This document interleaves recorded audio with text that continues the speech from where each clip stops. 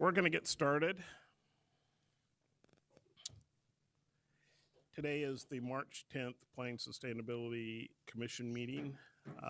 Our session today is a work session. Is work session number 4. We have order of business from commissioners, director's report, and then we'll have consent agenda, meeting minutes from February 24th Plain Sustainability Commission meeting, and then an introduction into the agenda for today by Eric. And our first item is housing. And then our second item will be residential densities. Third item, transportation. And then we'll have a wrap up at the end of the day. And this is like our previous items that we've had work sessions. We'll have items to review. Either we agree, modify, or disagree. So we'll go through that. Items of interest from commissioners. Chris? So I spent 3 hours this morning at the Pembina risk assessment workshop, which is continuing as we speak. It'll go on all afternoon. An interesting idea that this commission will have to get its head around in evaluating this is the idea of maximum tolerable risk. So, risk is the impact of an accident multiplied by how likely it is to happen.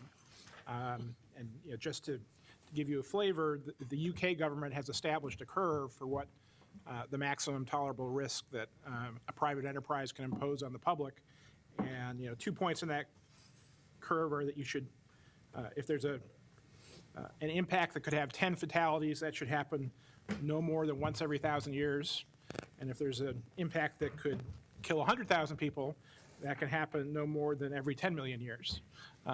So that's the kind of data that we're going to see on the 17th, and we need to figure out where our comfort level is with a maximum tolerable risk. So it's a little different than zoning. I spent a little bit of time there this morning, only about an hour, but I will tell you, when we look at this data, it is very factual. And Chris can talk about this, but for the first hour, they just talked about this analysis started in the nuclear industry to look at risk. And it is essentially a bunch of engineers and statisticians working through how you quantify risk and what your tolerance level is. And I mean, they talk about it in very factual terms, and it's a mathematical calculation, and we'll just have to look at that. But it is, it's not an emotional issue from the consultant standpoint. It's kind of here's the facts and data, and then we'll look at the emotional issue. Yeah, Don. Well, it sounds really interesting, and I have a real fundamental question about it. Mm-hmm. When we say 10,000 years, et cetera, are those natural disasters, man-made disasters? Are they categorized, Andre? They did look at natural disasters. How often would an earthquake occur, and how many people would be killed? And they actually had a graph of earthquakes, and as opposed to this plant. So they'll be able to tell us relative to certain types of events, relative to an earthquake. That's interesting. And on the graph they showed, which was from another plant, it was actually the earthquake was more prevalent to happen than the events at the plant. I've been doing a lot of research on tsunami events on the coast. Yeah. And kind of a similar analysis with Dagami mapping, a certain span of years, certain event, here's how high up it's going to wash. Yeah. It's very factual. Yeah. Yeah. So I think they'll tell us that the risk from their plant is way less than, say, the Bonneville Dam reaching and flooding Portland. That's the kind That'd of be scale, a big one. That's the kind of scale they'll be putting things on. Yeah. So they looked at dams, earthquakes, tsunamis, because of the seismic issues. They were looking at seismic events, scale, types of events that occurs, and then probability, essentially. Yes, Gary. Yeah, I really appreciate that they're using the classic risk management template. Is there going to be information that will come to us prior to the meeting so we have a chance to do a little bit of study? Monday. Yeah. Yeah. The day before. I'm sorry, the day before? Yeah. All kinds of time. All kinds of time. Yeah, in light of the overall communication approach by Pembina, I find that really frustrating. It may not be enough notice to really have meaningful discussion. Well, I think there's two parts to this. They're going to give a presentation. The community's going to give a presentation, but I know they also videotaped it, and I think you, at some point, will be able to view it, the whole presentation, the 8 hours online also, from that standpoint. So, And just a reminder that we're not asking you to make a decision next Tuesday. This is again a briefing and a work session to have the discussion, and then the actual vote would be on April 7th. Right. yeah. Okay, thank you.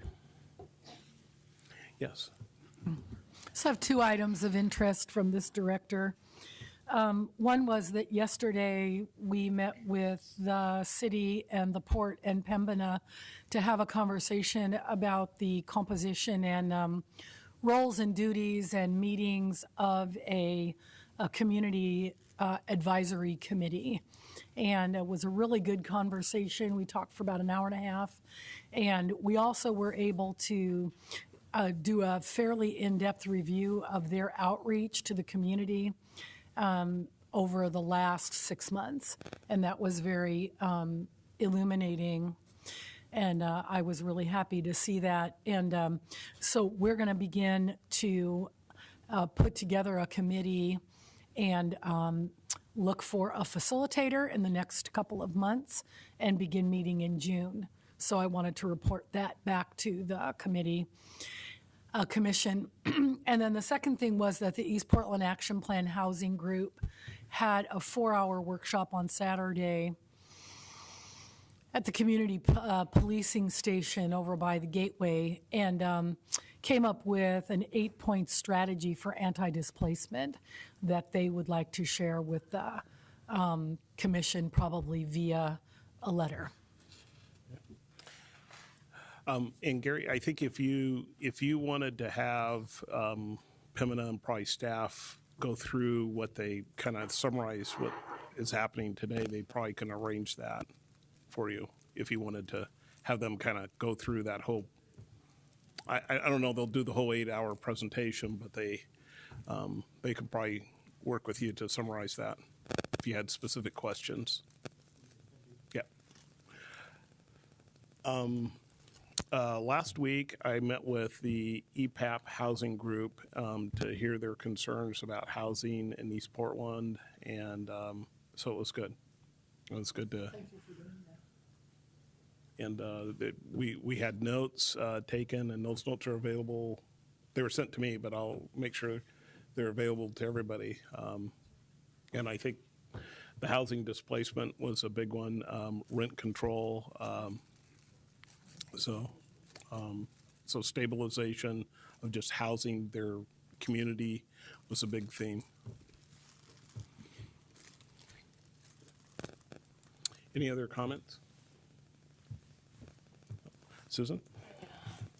Let's see, I have 4 items, starting with our own commission member, Maggie, here. I think one of the things that we thought about when we decided a few years ago that we wanted to have a youth member of our commission was that we would get new perspectives from that person, but also that we would give that person some more ability to interact and learn from the process. And Maggie, I think, has learned a lot in the past few months and has just been offered a position with the Coalition for Communities of Color as their environmental justice representative or manager. And so I think that's just really exciting. And I don't know, who knows if she would have been there anyways, but I think the perspectives that are from this group have really helped her become a broader thinker in terms of land use and environmental issues. And I think that what she's going to be doing with that organization, she can bring back to us. So I'm just very proud of her. I just wanted to share it. Congratulations. Other items, some of you will remember the West Quad plan not too long ago, and I wanted to give special thanks to Kat and to Andre for their leadership in that process. We took it to City Council last week. It was adopted by resolution. It was a several-hour affair with 72 plus amendments. I think we ended up with maybe 80. Lots of discussion. You may have read about some of this. And they were very supportive of all the work that was done here and really appreciated the many hours that the Stakeholder Advisory Committee went through, and also this commission, so thank you. Second, the Climate Action Plan is now, the draft is out for review and for public comment. Comments are due by April 10th. And it's been a huge collaboration between the city and the county. Multnomah County and the city have worked together on this for over a decade, and dozens of technical and policy advisors helped with that report. So if you haven't looked at it yet, we'll send out a link again to all of you so you can take a look.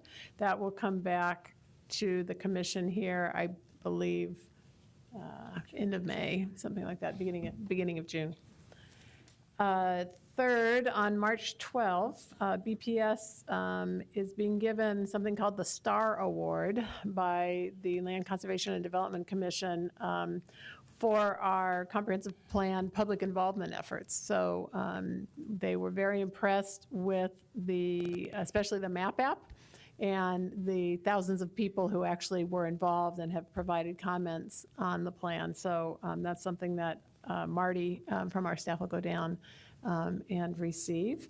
If any of you want to join her, you're more than welcome. But we did. It's nice to get it as the big city in the state. Often the awards tend to go to the smaller cities, and so it was a good one for us to be recognized for. The MAP app has been a real success. Yes, very much. People have really adapted to that and used it.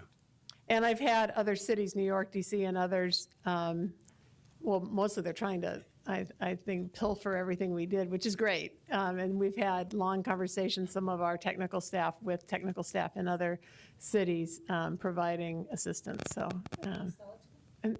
well, we've thought about it. I'm just trying to hold on to our staff right now. It is open source. And then finally, again, on Terminal 6, Pembina, we will have the briefing next Tuesday at 3 o'clock. And the testimony on that is open until April 7th. So I want to make sure that the public knows that and they can continue to provide testimony on that item. I think that's it. Any other questions? Great. Okay. Thank you. Nope. Just a technical issue. How do I get Mike on here? I don't think he's online. Oh, okay. So we can't, if you're set, if he comes online. Okay. So if your tablet rings. If it rings. Okay. Mike out maybe via Skype, just to let everybody know. Connects electronically. It makes the meeting more enjoyable. Yeah. I was staring at a blank screen, so. Next item, consideration of minutes from February 24th. Move adoption? Second. Moved and seconded. All in favor? Aye. Opposed? No. Passes. Introduction to our agenda today. Eric and Joe, I guess. Is that on? Yeah. My name is Eric Engstrom, and with me is Joe Zender. I'm going to give a few introductory remarks about the where you are in the process, and then introduce the housing and residential, some of the background context, and then Joe is going to go through the housing topics Later in the agenda, as you mentioned earlier, we'll deal with residential density, a few topics from that, and then we'll have follow-up to our TSP hearing as the final agenda item. And as part of that, you'll also hear from TriMet staff as part of that discussion. Just a brief reminder, we've gone over these points before, but I'm just going to say it again, that you're partway through your sequence of work sessions, and obviously that means that these aren't final decisions you're making today, and that we will incorporate the general direction you give us from work sessions like this into a recommended draft that will come to you next month, and then we'll have the final vote based on that. Recently, there was a few schedule adjustments. After the last work session, we talked with the commission leadership and realized that we had about 8 hours of items that you still have to get through, and you only had 5 hours on your actual agenda, so something had to give, and so we shifted the schedule and added a work session. What we did is move the hearings, one of the hearings that was in April, or actually both, just one session, and so now April 14th and March 24th are 2 remaining work sessions after today to get through the remainder of all the things you've held over from previous discussions, plus a number of miscellaneous items that individual commissioners have asked to talk about. So we'll be developing the agendas for those very soon and running that through the leadership. And so that's the schedule shift. What that means for the hearings, the Employment Opportunities Analysis Report was going to have a hearing on April 14th, and now that is April 28th for folks who are keeping track of that. So public notice will go out for that this month, but just so you know that that's moved. The scenario report hearing on April 28th is now May 12th, which means that your final wrap-up session and potential vote is now May 26th instead of May 12th. And we're working on adjustments to the other project schedules that cascade from those shifts, and we'll have that updated soon. So for the public that's tracking this, we're in the process of updating our blog posts that have these calendars. The most up-to-date place is always to go to the tentative schedule at the PSC's website, but our project website is attempting to update this information as well. I think that's the general housekeeping. So I'm going to start into just giving a little introduction to the residential and housing topics. You've heard these numbers before, but a little bit shy of 250,000 households in the city of Portland, and that was in 2010, which is our base year for all the factual reports we did at that time, and we continue to project with Metro 123,000 new households additional new households between 2010 and 2035.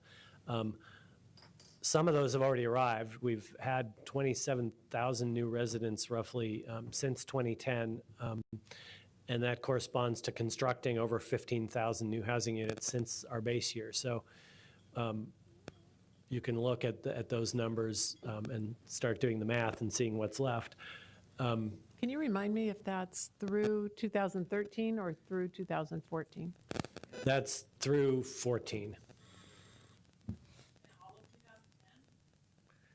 Yeah, that's a 5-year window, and it's notable that 5,000 of those were in 2014. So it really picked up in the first couple of years were lighter than the second half of that period. And I've mentioned this before too, but our proposed map and policies is based on what we call a 30-50-20 growth strategy. 30% allocated to the central city, 50% to other centers and corridors, and 20% to other residential neighborhoods outside of the centers and corridors, and that could be either single family or multifamily outside of the centers and corridors. These numbers are a little bit small, but I believe this is in the staff report as well. When we talk about housing, we start from some what we call household type groupings that are developed with Metro as part of the Metroscope model. And there are 8 conceptual groups of households, and they have a range of incomes and other characteristics like household size. And we use that to estimate, we use that forecast to help us estimate the need for different types of housing. And so this table shows you the forecast for how our forecast breaks down by the household groupings. And so maybe the thing to point out here without going into too much detail is that groups 1 through 3 are the lowest income groups. And you can see the increase amount in the far right-hand column, and there's around 70,000 new households in those groupings in this period. So that's a significant piece of the need. We try and crosswalk those groupings with the kind of housing that's available. And so across the top of this column, you can see the groups 1 through 8 that correspond to those groups.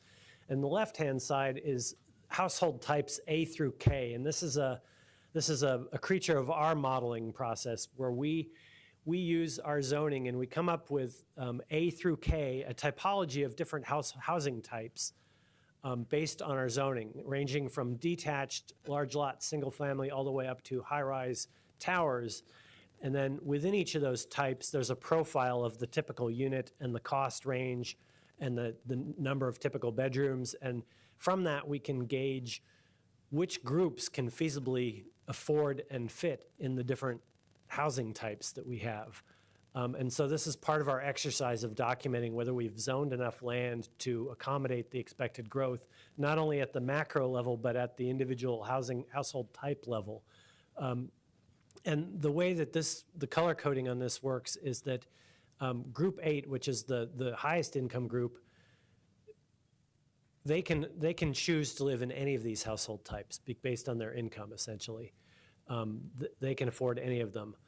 On the other end of the spectrum, group 1, which is at the lowest end of the income spectrum, the only group of housing type that's affordable to them is the SRO housing group, which is group G in our household housing type model.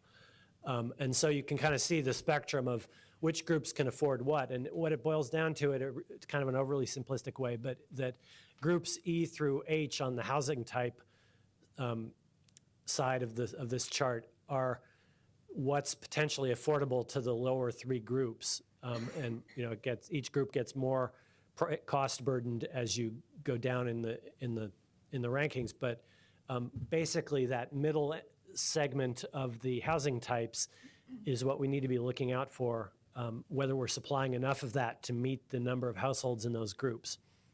So Eric, is cost burden, does that mean they're paying more than they should percentage-wise for their housing? Correct. Compared to their income? Correct. Great, thank you. Are you putting that at 25 or 30% as cost burdened? 30. And then in addition, and this might be too early for this question, but in going through the report, as you've looked at available land supply and you've had to readjust due to some of the assumptions that are being proposed, is this reflecting where you'd end up after those adjustments or before those adjustments? This is before, so we're going to get to that in a minute, and that's something we want to be watching out for. Okay, thank you. Question, and where do ADUs end up in that? ADUs are kind of a footnote to this chart. We didn't make them an individual household type, but they are sort of analogous to several of these types. And we're projecting that there's roughly 3,000 of those that would be built over this planning period, and we're allowing them to substitute for a couple of these. Some of them are analogous to the SRO units, some of them are analogous to plexes or apartments, and some of them are analogous to small lot houses, and they can kind of fit into any of those. So this is the question was asked, how does our proposed plan as of this moment fill these needs? And this is the number of units that our zoning map could produce. And the way we arrive at these numbers is obviously one element is what does the zoning allow? A high-rise can't be in a single-family zone. Also, what is the available vacant and underutilized land plays into this calculation. And then also, what is the typical mix within any given zone? So when you're in, let's say, the R5 zone, what is allowed there? And not only what's allowed, but what's the typical breakdown between ADUs and single-family and duplexes, and what's our building permit history of the percentages that play out in those different types? So if you combine all that data into the model, it gives you these estimates for a forecast of the number of each type of housing unit that would be produced with our current zoning. And then how that plays out in the share of growth. And in this chart, I did add in ADUs so that you can see where that comes in. And again, these are a range of housing types from detached houses up to progressively denser all the way to high-rise towers. A few things to point out here is that some of the larger numbers obviously are in the detached houses, especially in the R5 zone. There's also quite a bit of apartment capacity in the corridors, as well as in the central city, which is where you get mostly that high-rise number. So again, these are different types of households and different housing types that essentially give us the kind of choices that we need to have to accommodate expected growth. So each of those types that I showed on that chart boils down to these are examples of those types, essentially. So overall, we've said this before, but we have enough housing units overall to meet expected demand, but it doesn't quite work out that way for the lowest income groups. And in particular, for example, Group 1, there's a forecast of just shy of 25,000 new households, but we're only forecasting about half that many new units that are affordable to that group. So that's a specific example where there's a squeeze of a particular group, not surprising, the Group 1, the lowest income group. And those are, the units affordable, again, to that group are essentially the SRO or super small apartment unit.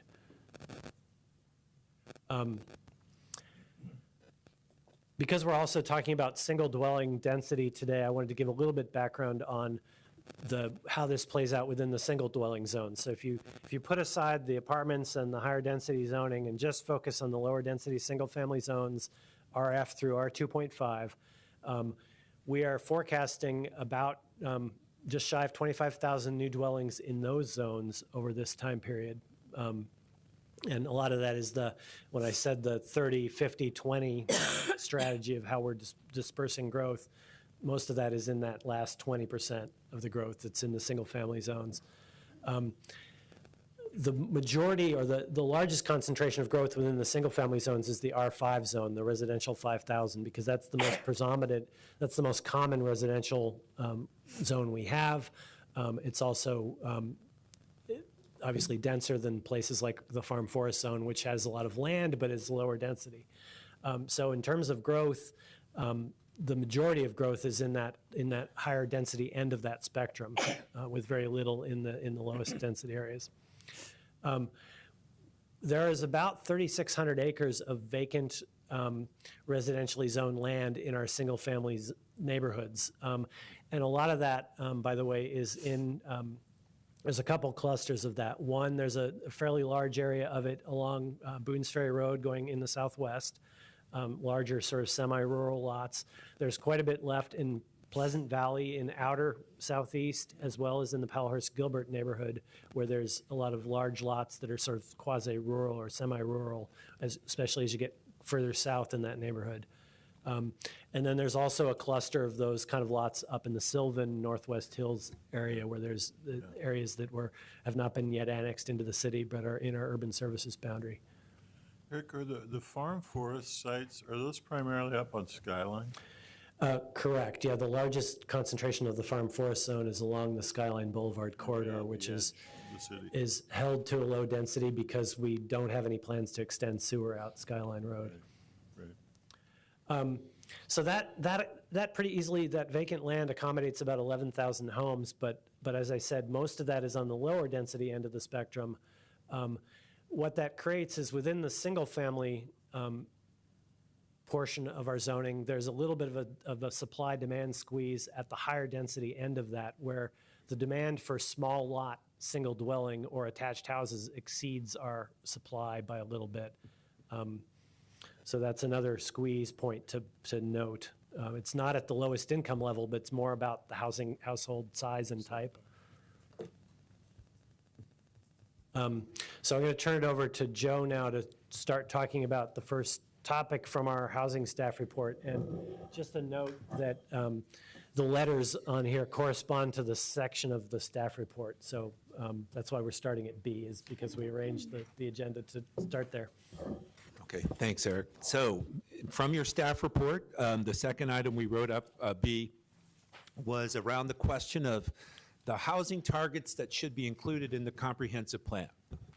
Specifically, the question we're posing to the commission is, do we want to include in the comprehensive plan more specific targets for the amount of subsidized or regulated affordable housing that will be produced? Now, currently in the comprehensive plan, if you look at policy 5.22, the approach we've taken is just to state that we identify this need of affordable housing that's affordable to levels that are typically not developed by new development in the private market, and that we want to provide to the extent possible to meet that need. We went, that far. We gave ourselves the policy basis to be focused and interested on that. Since then, we've adopted the Central City 2035, or the discussion around that in the URA areas, and in the Portland plan, we included a goal for affordable housing, and what we're actually talking about today is bringing that into the comprehensive plan specifically. And what I wanted to show you all was the implications of this. So, in the city as a whole, in the Portland plan, we adopted a goal to add to the supply of affordable housing, so no less than 15% of the total stock is affordable to low-income households. And in the Central City, which is the one we did most recently, we set the target of 30% of all the housing in the Central City would be affordable to houses 80% and below medium family income. So we've set these explicit targets elsewhere. If we were to bring them forward and apply them in the comprehensive plan, we would be setting for ourselves a target in the Central City of about 8,700 new units between now and 2035, and outside the Central City of 28,000 about units outside the Central City. And to hit that, we would need to be producing about 1,000 a year. Today, over the last decade at least, we've produced about 480 units per year of this kind of housing. So there's a gap between the goal that we've set, and actually we were thinking through how we even set the 15% goal in the Portland plan, and given the kind of plan it was that aspirational goal, which basically said we're going to double it somehow over the next 20 years, our ability to do this. So that's what you're looking at there. And that 400, so in the last decade, with housing programs and housing investments, we've produced about 4,800 units over the decade, and that cost $290 million. So you can see the order of magnitude of this of investment that is called for. It becomes like a major infrastructure system when you start looking at it in these terms. But as an aspirational goal in the comprehensive plan, this would be the implications of bringing forward the Portland Plan goal and the Central City 2035 goal. Quick question about the investment. So the investment there it's around 300 million, and it's around 500 units. That'd be 5,000 units over the 10 years. So that's only $60,000. That's city. So that's the program money that goes in, not the private side. So the cost per unit is actually much more than 60,000. But we should probably clarify sometime about how much. Right. This is gap financing then? This is money the city is putting in. Yeah, through a variety of city and state housing programs, that's the housing money that went into, but it's never, it's the private investment is usually more significant than that amount. Okay. It's just to give an order of magnitude. Maggie? So to clarify, this is the 290 million needs to be put in to meet the initial gap. Well, no, 290 million is just what we've spent out of those programs over the last decade. And basically, the goal that we're setting in the comprehensive plan would double it, what we're trying to get to. So it's all the resources we've had over the last, it's doubling what we typically see for resources. So it puts us on a path of finding other ways to get there. Don? This is aspirational, Joe, and I'm in support of this. I think it's important to address it. I don't know how we mandate it. Maybe you could say a few words about that. I would also say probably most of this housing is going to be accomplished by nonprofits and government entities. And have they had input on this objective? Those are my two questions. That's a good question. The 15% came from the Portland plan, so I guess the answer to both is yes. Okay. Especially the 15%, and because we had an extensive public process on that. But it's aspirational.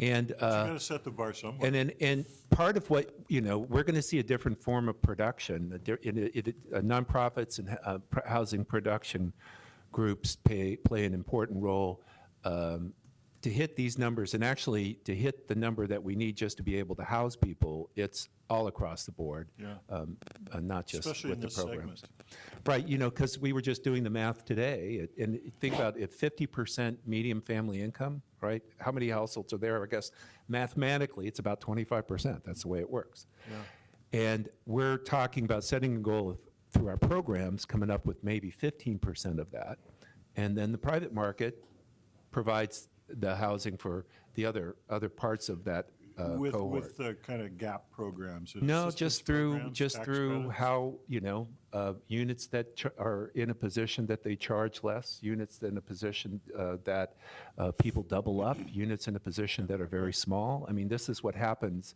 beyond the units that actually are subsidized. They're just private market units that are affordable to the households, or those households are actually paying beyond their 30%, and so the impact on the households is more. But That's a that's how challenge, those folks are housed. And that's a challenging segment of this. It is, moving forward. Right. So that just sort of, so this is a stretch goal of significant size, and the need still is beyond that. So it's for our purposes, seems to continue to thinking, at least we started with the Portland plan. Chris? So I have a lot of perspectives on this. Ultimately, I support it. First is that, to some degree, this is an income inequality problem as much as it's a housing problem. And we, because of the tools we have, we wind up getting to address it as a housing problem. But it would be great if more people at the bottom end made enough to afford decent housing. And that's a national problem. I think we need to be aggressively looking at ways to lower the cost of housing production. So, policies like multiple ADUs, some of the cottage clusters that people like Eli Spivak have talked about, some of the models that, Rob Justice, for example, Karen has told us about, producing affordable units at lower than sort of the traditional models. So I think it's true that we have policies in the comp plan that are supportive of exploring those kind of housing production, and you guys can confirm that. And then, a real concern that in the last couple of decades, our revenue source for this has relied largely on TIF, and we're on the downslope on TIF because of some very deliberate choices by City Council to allow more money to go back into the general fund and not be doing as much urban renewal kind of districts. So I think the revenue source to do this is a big question mark, but I don't see how we can not aspire to do this. So I think ultimately we want to have this policy, but I have a lot of concerns about how we get there, and I want to make sure we're doing everything we can to enable it. So just in a quick response to the last point. One of the light bulbs that's gone up for us in looking at these numbers and actually just thinking through the order of, just thinking through how much production is really necessary if we are going to want to be able to have affordable housing in any sort of balance with our overall housing demand in the city, is it turns it into a major sort of infrastructure scale investment, and that's beyond, TIF is one tool, and we use it for infrastructure as well, but this is taking it into a different league in terms of how one expects to be able to pay for this if one expects to be able to pay for it. I want to add to that just a minute. So one of the things we do with City Council that the Planning Bureau does is we do an asset management report where we take the information on, sewers and water and streets and streetlights and parks and civic facilities, and we present that all together and show what the shortages are and show what we need over the next, taking that information, compiling it from the bureaus. We don't do that for housing because we don't think of that as infrastructure, but 15 years ago, we didn't think of parks as infrastructure. We thought of it as an amenity, as an extra. And so we've been talking in-house about, even though it's not something that the city buys, if we had the numbers, and just in round numbers, we've spent, from that about $30 million a year over the past 10 years. If we want to double that, that's $60 million. Is that what we're looking at for the next 25 years? If it is, then really identifying what the revenue that we need to make this happen as the gap financing, what are all the opportunities, and beginning to look at it as civic infrastructure in a different way, not saying that the city needs to pay for it all, but just trying to look at it all at once. And that's not something that we've really done a whole lot of before. Well, that report comes up at the end of this month, early next month, I think, so it'd be great to see it in there. Maggie? So am I on? There we go. I just want to clarify a few things.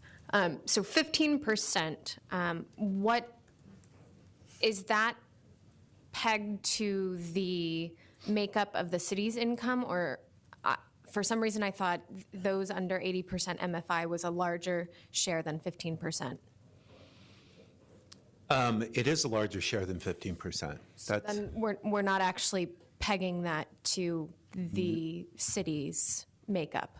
Correct. What we're saying is the goal for the affordable housing program, regulated or subsidized, we're struggling for the right way to talk about this, that we're going to shoot for over the next 20 years is to get to 15%. Today, we're at 7.5%. And if you do the math, like we said, just for talking purposes, 50% MFI and below is about 25% of the households in the city. So even there, this is not the only way that those households are being, that's the only way that housing is being provided for those households. There's market rate units that are actually, they're living in, and that's either that they're market rate units that will take a lower rent, or they're households that are being forced to pay more than 30%. So I don't know if I feel comfortable keeping, I know it's difficult to build housing and to find the funding and the revenue for this, but I don't know if it's, I'm really comfortable just setting a target for 15 when we've wanted to reflect housing types and tenure to reflect the economic and income makeup of Portlanders. I just don't know if I feel comfortable setting it at 15% if, the city is predominantly, it's 25% under 50% MFI. Michelle? So my question relates to, I guess I'm assuming that SRO units are probably the cheapest units to build. And that wouldn't really, so I would think you'd get a lot of the SRO units to try and hit this number. Mm-hmm. And that doesn't really get at, for example, kids in poverty. So did you guys look at something other than units to the target peg the number target? is regulated and subsidized, is I think the term you used, which again doesn't necessarily include things that might be inherently affordable that the market is producing by itself, like the market equivalent of the SRO is the micro apartment or the ADU maybe in some cases if it's small enough, or the apartment that's cheaper because it's older, or because it's further from amenities. And so there's a certain amount of supply out there that's not part of this target that still is affordable. That's sort of the logic. Okay. Teresa? So I am definitely in support of pushing the numbers and getting us to do better. I think one of the areas that we have to consider when we're writing the policy is that we're going to stimulate new ways to solve this problem, because we have the old ways and we're struggling to meet those. So there have to be some innovations, I think, in the way we're housing people. So whether it's pilot programs, some other things very specifically that are in addition to just adding more money. That's a theme that you're going to hear in the rest of the discussion today, because that is the dilemma. And some of the choices that you all are facing in the comprehensive plan, that's good to keep in mind, because some things you're going to be asked to do are going to raise the cost of developing housing. Some things are going to clamp down on the cost of developing housing, regardless of where it fits on the profile. And we all have to just this helps emphasize how big of a cost that is, because we have a housing objective that's really a lift to meet. Joe, just a quick comment, and maybe it's part question, but a lot of times cost per square foot construction doesn't go down because it's affordable or it's in a different district. There's a base static line there. And a lot of times in affordable projects, the first thing they look at is reducing the systems development charges. For example, I think, in the past and maybe today still, if you're a nonprofit doing affordable housing, you're relieved from the parks STC. And, I have an issue with that approach going forward, because I think much of this housing is going to be in East County, where there's a real kind of deficit in developed parks. There's a deficit in good streets, connected streets, and sidewalks. So I think we kind of need to look beyond that simplistic approach of reducing costs to stimulate this. There's a lot of counterintuitive results that come from the initiatives that we reach to raise money, and we do have to think them through. I just wanted to, I'm feeling a little bit over my skis, and we have with us today Javier Mena, who's the Assistant Director of the Housing Bureau. So Javier, anytime you want to add to this, please come up. Pull up a chair, and then Uma Krishnan, who's our analyst on this, is here as well. So I'm encouraging them both to help us make the right answer. But I just, if we're going to, I'm all in favor of the aspirational, aspect of this goal. And, it seems like we need to set the bar somewhere. But we can't chip away at some of those funding programs that are needed anyway for neighborhood infrastructure. That's the point I was making. It seems to me there's to this point of chipping away, because we do look at our current programs and say we relieve parks and PBOT and all these other things, but then at the same time, many of these units that we're trying to put in are going to go into areas that are identified as deficient from transportation, transit, and East County parks. So we're kind of we're getting one goal and then we're creating that deficit in another area. And my thought was, it seems to me, I'm supportive of this, but I'm also supportive of if we look at regulatory issues.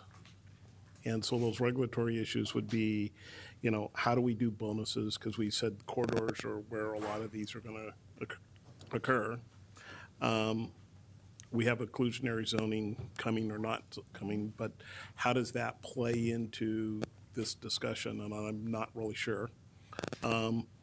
An issue that's not been out there, but is rent control. Because part of the issue to me is, how do you preserve what you have so you can say, we're building on what we have, so we get the true 15%. Because if you're eroding the base, then you're not making progress. So how do you, the other side is, what is the preservation strategy for the current units you have, whether they're regulated or not, but how do you preserve and really stabilize those neighborhoods to keep that housing there. And I'm not sure that the policy kind of speaks to that, but it seems to me this is kind of strategies below the policy of 15% that say, how do you explore and get something in place, implement something to do that? Because I don't want to say 15%, but we spend all our time getting 28,000 units, and we lost 28,000 on the other side of the ledger because rents went up. And so we're net zero in 2035, and we pat ourselves on the back. We got 28,000 new units. Hey, Andre, I'm going to add one more item to your list that you just went through. And that is, I think, it's good to talk about density, SROs, small units in certain areas, in centers, in the central city, and also in the other centers in some of the corridors. But I think much of this affordable housing demand is going to be for families. And I'm in particular, again, thinking kind of on the perimeter of our city on the east side. I don't think a lot of small units are really going to fit the need in that geography. Yeah. Gary? Yeah. Joe, a question and then a couple of comments. Can you clarify the $290 million and what's included in that for those units? Let Javier. In terms of the developments that the Bureau or the city has created, everything from single studios to family-sized housing to 3 bedrooms, 4 bedrooms in some cases, and it's been throughout the city. But as I mentioned before, a lot of these resources were TIF generated, and that is declining. But most of our investments, a large budget, part of our budget is part of the urban renewal areas, and so that's where we make our investments. I'm sorry, I didn't quite hear. Urban renewal areas, and so the TIF resources, a smaller percentage of it is federal resources, home, CDBG funds, which we are able to invest throughout the city. And with those resources, we have invested in outer Southeast. We have invested in North Portland, in Southeast Portland as well. And the nature of the costs, that 290, is that just development of the units themselves? Does it include health and social services? Is it? Just trying to get more at the nature of that investment. It does not. It includes a small portion of that. Some of the funding that we provide, especially when we look at our funding projects, we're looking at long-term sustainability of that project. In order to accomplish that, we have to look at reserves to ensure that a reserve fund is created and established so that 15, 20 years from now, there are enough resources for there to be recapitalization of that project. And so it includes some of those components as well as some of the, on the operational part of it, some of the services that are provided for those tenants in order to ensure sustainability of the tenancy. So it does include some, not all of those costs. Yeah, it strikes me that, at $290 million for 500 units, it's about $500,000 per unit investment over that 10-year. 5,000. 5,000? Right, it's over 10 years. 480 a year over 10 years. So they 480 per year? Yeah. Okay. That was. All right, thank you. Thank you for clarifying that. You were right about that, but the decimal point was in the wrong spot.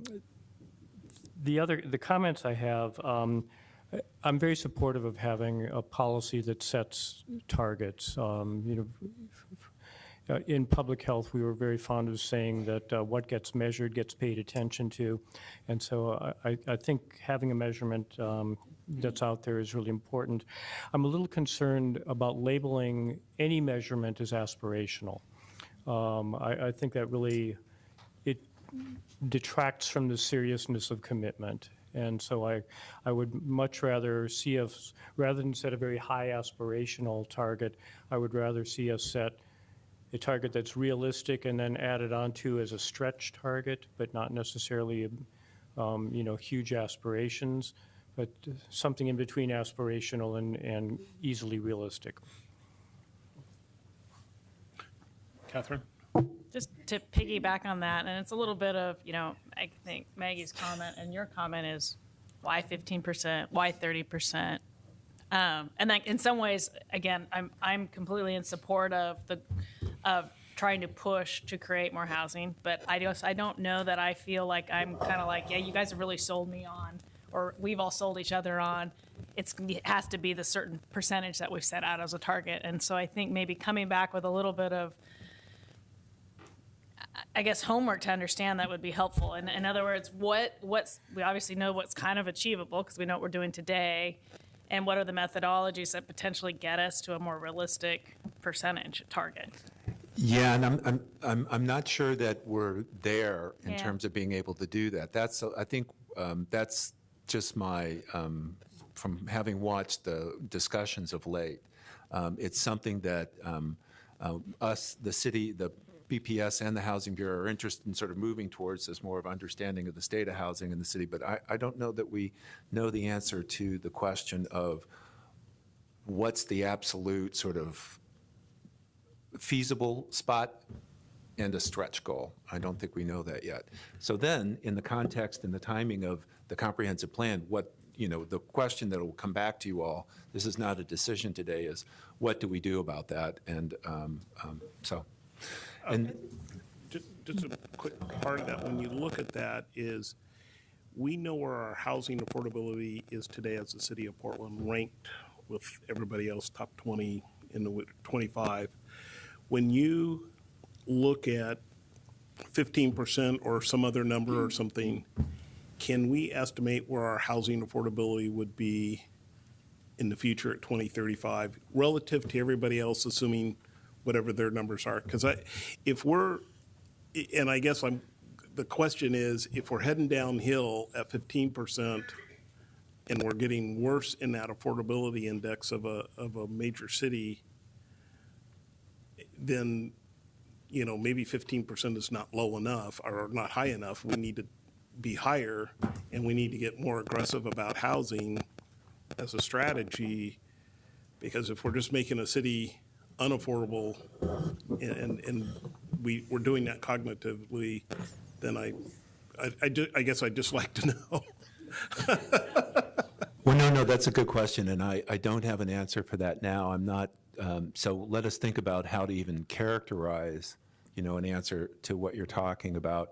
Like, as of sitting here right now, I don't know how that 15% goal compares to the reality in other places. I mean, we could even just look at that. But this whole next discussion, too, is going to touch on some of the macroeconomic forces in the city that are just driving housing outside of this just topic of affordable housing. So I want to put it in that context, too, if we could.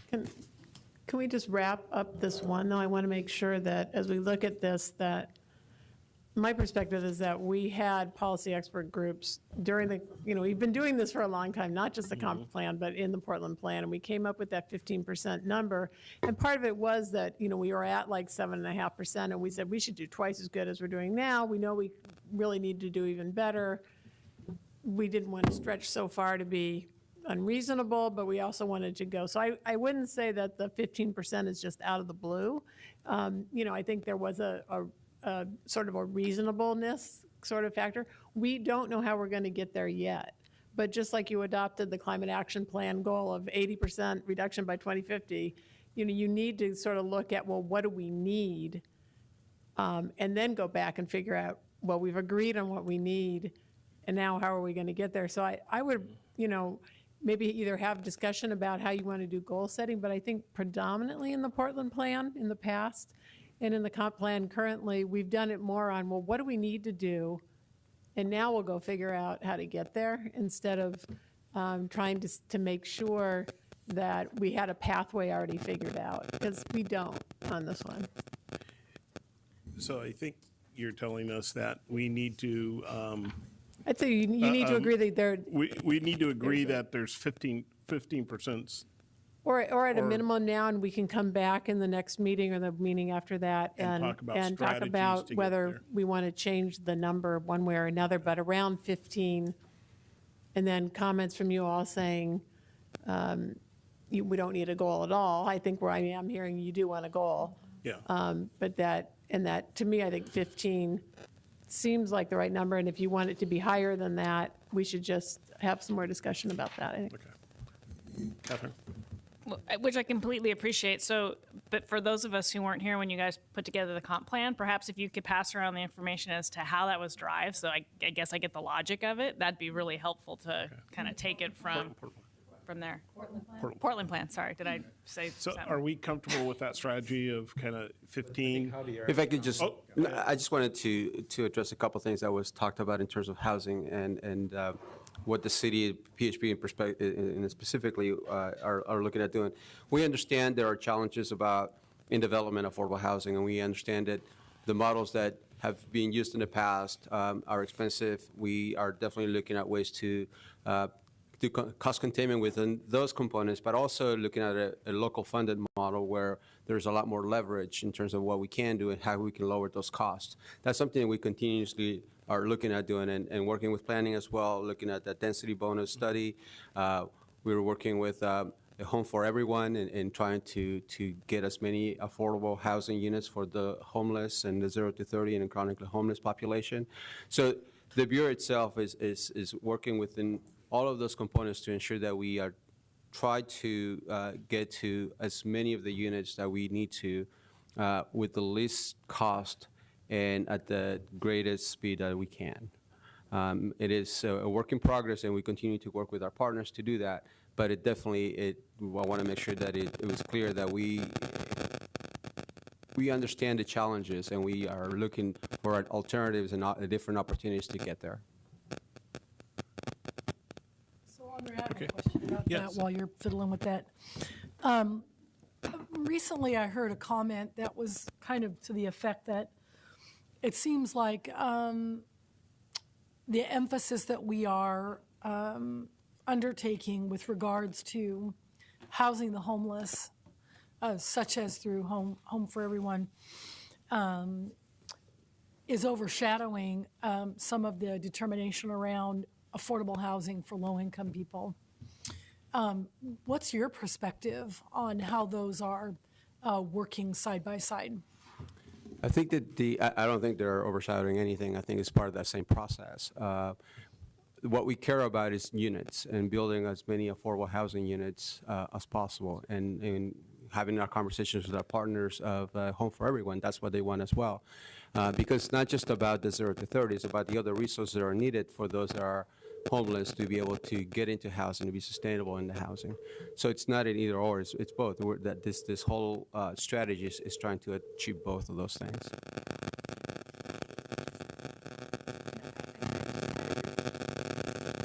Just another point of clarification. On page 8, access to affordable housing, how are you defining low-income households here again? Less than 15, no less than 15% of the total housing stock is affordable to low-income households. You know, that's from the Portland plan, and I don't think we had an income level set in there. Okay. And we've defined it typically in our programs. We typically talk about 50% and below, 60% and below, and 80%. In the central city, we set a target that was based on the 80% with a subgroup around 60. So my suspicion is because that was developed with, and we'll have to go back and check, the housing expert groups, the frame that they most typically use for this kind of housing is 50% and below. Okay. So I've got Mike on here too. And we have two more things in this bundle in 30 minutes. So we got to wrap this up. So the 15%, are people comfortable with the direction we're going to go? We need to define what that 15% is, whether it's what the range of housing it covers, and then we'll come back and define strategies to get there. Yes, but I think I want to go through this next discussion with you too to also then seek clarity today about what we mean when we say define strategies. And that's about the kind of discussion I'm about to launch into, because as someone observed to me this week in trying to work on this issue, the clarity of where we want to get to is easier for us. We can see that more than the ways to get there, and that a lot of the ways that we're going to go pursue have these kind of unintended consequences that we really have to think through, and it's not a quick sort of analysis to pick the path, because you can shoot yourself in the foot. Because how and as you'll hear me say in a few minutes, like how the market responds to different programs is a bit of a crapshoot. So that's where we're heading into. So we're going to move from targets to displacement? Yes. So this discussion is about gentrification and displacement, and it's element D or in the staff report. And in the Portland plan, we defined gentrification and had policies and objectives around it. And there we explicitly said gentrification means displacement. Some people think gentrification means community revitalization, and displacement something different. So just to be clear, what we're talking about is displacement, economic displacement of residents from their neighborhood because of price increases in the neighborhood. That's the object, I think, that people are talking about most generally. But also, as a context to set first, what we hear a lot, and you've heard over the course of the comprehensive plan, is just this baseline concern that Portland's becoming Seattle, that Portland's becoming San Francisco, that it's just getting too expensive here and more expensive here. So independent of how it affects different populations in the city or different places in the city, there's this baseline concern that prices are going up. What's going on with that? Well, it's a variety of things, but one of the clear pieces to look at is that Portland is a very popular place to live. There's a demand for people who want to move here, and that bids the price of the housing that we have available up, and that we have had historically low vacancy rates, which means that on the production of housing side, we have been lagging behind, but for good reasons too. It's not, none of this is some sort of structural impediment necessarily or exclusively. So this graphic just reminds everyone that, you know, up until we're back up in the 3% vacancy rate now, but at the end of 2013 or heading into 2014, we were in the 2% vacancy rate. That drives up, it drives new housing production. That's part of what you're seeing, and you saw those in the permit numbers. But also drives up the price of housing. Just so more data points. And this is not looking at, the first one was looking at a number of years. This is just looking at the last 2 quarters of 2013, 2014, or the last parts of 2013, 2014. But you're seeing, once again, vacancy rates for both new units, that's the blue line on the left hand, and the red line is sort of existing units, are low. Demand exceeds supply, and the result of that you're seeing in the graph on the right, which is prices are being bid up, and you can see, once again, the prices for the new units are higher because they're new units. I mean, it's a new product. But this vacancy rate is also bidding up the prices of the existing units as well. So that's the red bars on that. And so overall, our prices are sort of creeping up across the city. The rate at which we produce housing in Portland, it hasn't been keeping up with supply. There's a great moment now, if you're able to build housing, to be able to get to market and feel confident about it. But it's all part of a business cycle as well. So this is both long-term and short-term kind of condition we're facing. But the bottom line of this is part of our path down the road to not to be a more across-the-board affordable city as we grow is to build housing, is to try to facilitate the development of housing of a variety of types and variety of locations in the city. And this is, I apologize for the lack of focus of this, but even while that's going on in our city and we have these historically low vacancy rates, you know, with at least compared to the West Coast markets that we're most concerned about, we're still a pretty low-cost market. And what's driving that? Well, I think the thing on this chart that is the most telling is, you know, our median rent's one thing, and our median household income's another. And the rents and the household incomes track pretty closely together. So as someone else already observed, raising incomes here is a path towards increasing affordability. Rents also go up associated with that. What we're facing in terms of the market pressures and rent pressures in Portland is more than what we've seen in the past, and still our relative position to other West Coast markets we're staying on the low end of that. Oh, could you just, the image is a little blurred. I can't really see the rent versus medium income. Can you just read those numbers out? Yeah, they're in the, so for Portland, in this chart, and this is from the fourth quarter of 2014, the median rent is $854. Median income is $51,000. And Maggie, I can't, this is from a commercially available source. So I'm using this more as an illustration, not hard data, because I can't really tell you what size unit they pegged that on. That's probably all size units. There's better ways of parsing that, but that just shows you relative to city markets, other cities, sort of how we're hanging in there. Okay?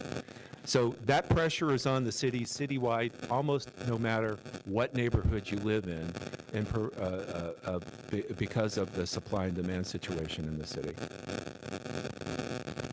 In the Portland plan, vis-a-vis displacement and gentrification, we set a goal that we wanted to balance neighborhood revitalization with the ability of residents to stay in place and enjoy the benefits of that revitalization. And so really, this is subtly different than the discussion I just had. Prices in town are going up, right? That's, supply, demand. But also some parts of town are experiencing that pressure in ways that have this kind of structural unfairness to them because of the values have been suppressed over time. Redlining is part of that story, or that people in those neighborhoods have less means maybe more predominantly renters and owners, so they don't appreciate the value increase. There's an injustice that can come from these price increases related to place.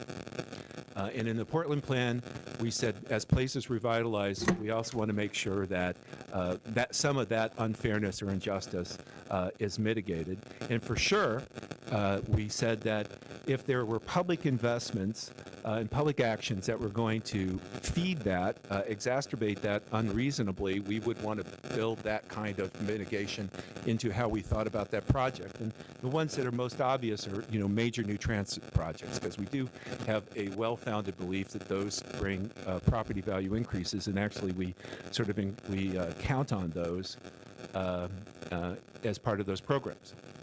So that being said, that's the goal we set in the Portland plan. What we did not say here was that to prevent this, we would disinvest or not invest in a neighborhood. In fact, we said just the opposite. So we in our plan and we in our own policies own this dilemma that people are grappling with as we talk about this issue of displacement. So what's in the comprehensive plan? So the portfolio of actions in the comprehensive plan that are related to, It's fun to do that. are listed on this slide, and they're in your staff report. They deal with the macro issues. We're promoting housing production, citywide in a variety of ways. It's dealing, we have policies in the comprehensive plan, and these are all detailed in your staff report, that call for the production and preservation, as we've already heard, so as to not slide backwards, of affordable housing as part of that mix. We also have this principle, both in our housing strategy and in the comprehensive plan, of targeting our affordable housing development in opportunity areas, because the idea is that these opportunity-rich areas actually are more beneficial to the households. Flip side of that is they tend to be more expensive places, so you might produce less units, and that's the dilemma with that one. But in our comprehensive plan, you'll see policies that talk about building more affordable housing options in complete neighborhoods. Remember, we're trying to bring the benefits of complete major neighborhoods to more people. And then the second part of that is in towns where we say that we're not quite at the complete neighborhood level, bringing that sort of investment to help get those places then there as well.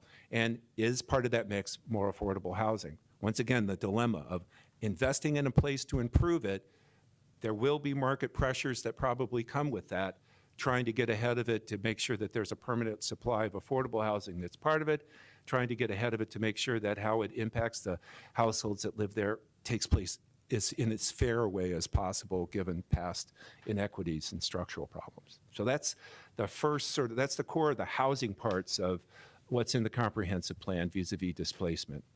4, remember the comprehensive plan also talks about economic development. It includes the principles and sort of the policies related to neighborhood economic development. So if the city has a community-driven economic development, wealth creation, local business retention and development kind of program, it's in our community development activities, focused right now on just a few places, but they tend to be also places that are at risk for gentrification pressures. So the good news is that we have policies and program in place there. The bad news is that we've yet to really bring them to big scale. They're still pilots.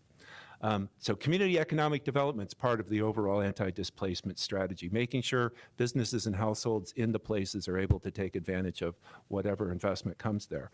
The 5th is more general. In the comprehensive plan, when we talked about economic development, we do have a good deal of policy and sort of language about improving household prosperity related to economic development and economic mobility of households. And then the last 2 are sort of the nuts and bolts of the regulations in the comprehensive plan of how we want to administer it to make decisions in the future. The first is this notion of the impact analysis. So we're going to do this this displacement impact analysis for major public investments. And I'll tell you right now, we're not 100% sure how to do that. Like, not 100% sure how to design that tool to be practically applicable for, the thinking initially is that it really applies to big projects because that's the scale of those would warrant the complexity of a study like that. But the commitment to refine that product, build it in there, and apply it to more decisions is part of what's in the comprehensive plan right now.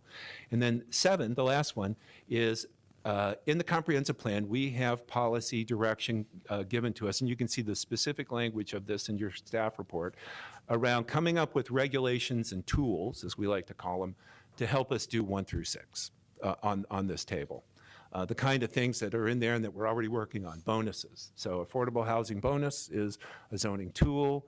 Really all it's doing is extracting a little bit of value from development and spending it on affordable housing. So that is, one of the ways we do it. If inclusionary zoning preemption was removed by the state, that's another way that could be done. Accessory dwelling units and flexibility in single-family areas are just some examples. So we have policy in the comprehensive plan now that sets us free to pursue all of those sort of paths. We don't necessarily say do each one of those things. We don't think we necessarily need to in the comprehensive plan, although the comprehensive plan, I believe, does have a statement advocating or an action advocating for the inclusionary zoning piece, but we have policy basis to do this. Now, in addition, the whole discussion of this topic has been broadened. Just in the in the public hearing that we had, we got a very sort of well-written position paper on anti-displacement policy ideas from a coalition of community-based organizations. Heard from Karen. We've got another one coming from East Portland Action Plan. We have another one that just came in from the Powell Division Transit Project. So the air is full of policy ideas and interest in this topic right now. And I just put up the one that we got in our public testimony last week, 2 weeks ago, as an example. They tend to cluster around the ideas and logic that's built into this one, where there's a belief in, better process, better involvement, more leverage produces better results. That's number 1, strengthen community involvement. That's kind of in our comprehensive plan now. We need to take a closer look. And I guess I'm not offering recommendations about these today because we just got them. What we'd like to do is come back to this discussion with you all April 14th at that hearing. We're going to meet with members of the group that put together this. These set of ideas, as well as the other two that are coming towards us now, just so that we can come in more grounded in discussions with folks about these policy ideas. But I'm using this today as sort of a way to characterize and give examples of what's going on here. Impact assessment, we've talked about that. Required mitigation, we've talked about that. And part of this is, remember, we're writing a comprehensive plan. We're writing a plan that gives us the directions of what it is that we want to go try to accomplish and the means by which you want to try to get there. It doesn't necessarily design the specifics of the tool. You also are designing a tool that is blessed and burdened with the Oregon land use system set of appeals and procedures. So some things that are perfectly reasonable to want to associate with tackling an issue, you may not want in your comprehensive plan if it's going to become appealable through that whole separate process. It has a place to live in our system, but for instance, just to jump to an example, if one was to come up with a new tax on something, that's a perfectly legitimate way to implement something that we may want to accomplish in the comprehensive plan. It's not necessarily something you want to make a land use decision. So those first three are sort of in some form or another already in the plan, and we're going to talk with folks about whether it's adequate and what the implications are of extending it. The 4 through 7 are ideas for specific ways of linking private development with getting funds and resources or improvements to provide public benefits. So if we're trying to benefit the place and the people in the place that are being threatened with displacement, the notion with those four in general is that some value could be extracted from the development to help pay for a public benefit. The bonus system is a little bit of a cousin of that. That's the thinking in their linkage payments that other communities have are parts of that. And so we can talk about each of those and we'll bring those back. However, one part of this it goes back to what I was just saying earlier. We have policy basis, we believe, to pursue any tool that might be able to pull that off. I'm not really sure that in the time frame we have for the comprehensive plan, we're going to be able to either fully vet or fully think through the implications of all of these and what it might be on the market. And the reason I say that is because we're up to our eyeballs right now of just thinking through the bonus study. And part of what we're looking at in all of these things we're trying to do good inherently make development more expensive. And when you make development more expensive, it's going to come out of the value of the land, maybe, lower value of the land. Comes out of profit margins, comes out of higher rents. There's that's the slippery slope or the dilemma that we kind of got to parse. What we're really after, though, is getting community benefits in there in a way that these neighborhoods can experience now. Part of those benefits we think come with private development, but they, one could pay for those by different means than that. One could pay for land banking, which is a great idea in terms of getting ahead of the market, but you got to capitalize the land bank. You need millions of dollars to capitalize the ability to get ahead.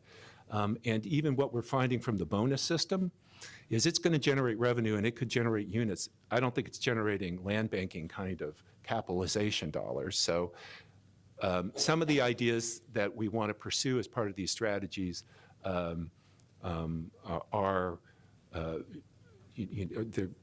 bigger and have kind of work both ways, need to be thought through carefully. And then the last three are examples. The permanently affordable housing and ownership are things that I think are open to debate or are things that aren't necessarily land use but are perfectly good ideas. And so, we can endorse them, but they're not your typical comp plan kind of provisions. Doesn't mean that they shouldn't be part of an overall anti-displacement strategy. We're going to try to parse it so that we can show you which parts of these are relevant for the comprehensive plan. And I think that's it on that topic. Michelle, and then Karen. So one general comment is I never know what a windfall is. So we'd have to discuss how do you decide what's fair and what's not fair when people are taking on risk. Well, and I guess that's rather than, it's so easy to dump on an idea. And I don't want to even start to go there because we haven't thought it through in terms of all the implications of that. A windfall profit to whom? If it's a longtime resident, that's part of their wealth creation. So it's a lot. All these things need to be parsed. And right, do windfall profits even exist? Well, I think they're probably less typical than normal, and we'd have to figure all that out too. And but the principle there is that there's some value, some windfall kind of value that we could get part of out of the redevelopment or the development deal that could be spent on public good locally, and we want to get that and spend it on this. That principle, okay. The specifics of how to do it, I think we may be way ahead of ourselves to really have thought through the implication of all those. And the other question I would have is, I would think the more recent economic environmental impact reports, probably for some of the big public projects like transit, have probably looked at this to some extent in terms of impact assessment. And so I'd be curious what we think about the quality of what types of analysis have been done already.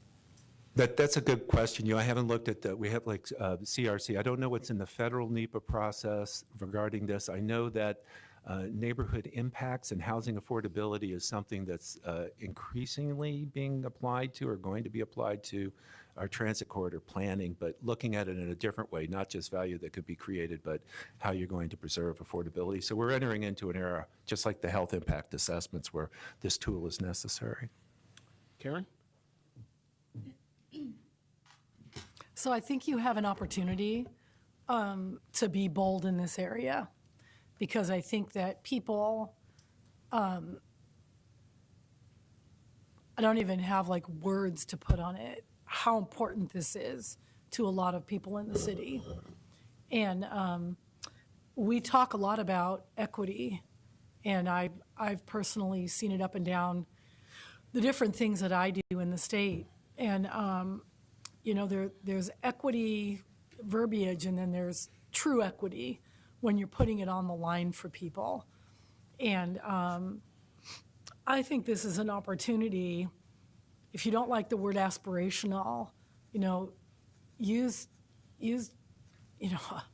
be bold. This is an opportunity to do this in a comprehensive plan that's going to really bring together people's faith in the city, that they would be able to actually have improvements in their part of town and not have to move out.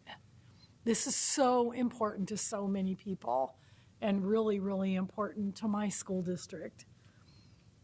We sat on Saturday. I see Betty in the audience. We were sitting next to each other for hours talking about the tools that we thought, either singularly or in combination, that were available to the city to stop gentrification of areas that people live in. And the list that they came up with was broadening home ownership and cooperative ownership models for low-income people. So you can kind of crosswalk it with your list. It's pretty consistent. It's really close. Rent stabilization. So you stabilize people's rent. We'd like rent control, please, but we'll see if that ever happens. One of the paired things we talked about was just cause eviction paired with code enforcement and education. So those were tools that needed to be paired together in order for them to be functional and for them to work. Because this is the work the CAT does in trying to educate people on what their rights are for staying in a place when they make a complaint to the landlord. We also said we want to see an impact analysis for anti-displacement for everything that we do. It's like the superintendents have been asking for a fiscal impact analysis for all of the unfunded mandates that get shoved down our throats from the legislature that we can't pay for. It's the same thing. We want an impact of gentrification analysis when the public is doing something. You've captured that. That's really, if you don't know how to do it, let's figure it out. But I'd like to not see us throw it out just because we don't maybe know how to do it yet. We talked about a housing acquisition rehabilitation program to assure affordability, and we talked about inclusionary zoning. Mandatory or voluntary, voluntary is one thing, but, the city has an agenda. It's a legislative agenda item. Let's support the city in their agenda item in Salem. We talked a lot about community benefits agreements, that those were really important to us, and even workplace benefit agreements, where you're really allowing people to work and live in their own community. And finally, as a funding mechanism, affordable housing, no net loss, and tax credits. So I just would hope that as you guys are looking at lists like this and lists that are in the report, crosswalk them with the reports from the Cully neighborhood, from the East Portland Action Plan, and see which ones really have legs. Because just because other cities can't do it doesn't mean Portland can't do it. And I'd love to be the city that's able to say, we actually took the tools we had and used them to stop gentrification. So I just think that that's really important. I hope we're bold in what we do. Lisa? I was just going to speak to Karen's point, and thank you, Tracy Manning, the Portland Housing Bureau Director. So we're, may have come up earlier, I apologize, I couldn't be here sooner, coming together with BPS and the Office of Equity and Human Rights to work on these kind of impact assessments. And so thank you for all the work that East Portland Action Plan has put in. I know Michelle and Matthew were there this weekend, or at least Matthew was there. So yeah, so we'll take the work that you've done to date, as well as that work. We've got Living Cully's report. This group, I think, that came together around, a similar group came together and brought us some recommendations specific to land banking. They were focused on the work we were doing in North and Northeast Portland, but I think there's a lot of lessons that we can apply elsewhere, both with the sort of co-ownership, community-based ownership kind of models, either that Rose is developing with Mercy Corps, Yes. but also some of the historic land banking models that started actually in the African American community that were based on community models of ownership. So I feel the bold and optimistic part is there's so many people working on this that 2 years ago, didn't even know most of these words. So thank you for all the work that East Portland Action Plan's done, some amazing stuff. So thank you. Thank you for having Matthew there. That was really good. Teresa? So on the gentrification issue, I think one area that we really should pay attention to is keeping homeowners, existing homeowners, in their homes. And that's, problematic in its own way. But I think if we compare that with our desire for density increase, and this is just sort of a thought of a way you could do it, not necessarily something specific to put in the comp plan. But, for example, houses in areas that are at risk of gentrification, city programs to add an ADU that would be maintained as an affordable rental unit, and also improve maybe the house that the owner lives in. I've seen some of these grant programs that will have some time-based deed restrictions in them for resale, so you preserve that for some appropriate period of time. So you gain a few things. You increase density, you keep the sort of single-family character of an area. Perhaps the person who's living in the home that has the extra land that could support the density is aging and could benefit from having a smaller, a community connection right in their backyard. So things like that, I think, can help us relook at ways to keep the owners in their current homes. I think that's a really important part of this gentrification issue. Maggie? Thank you for addressing all these these issues, and I really want to thank Catherine for your impassioned discussion. Karen, God, sorry.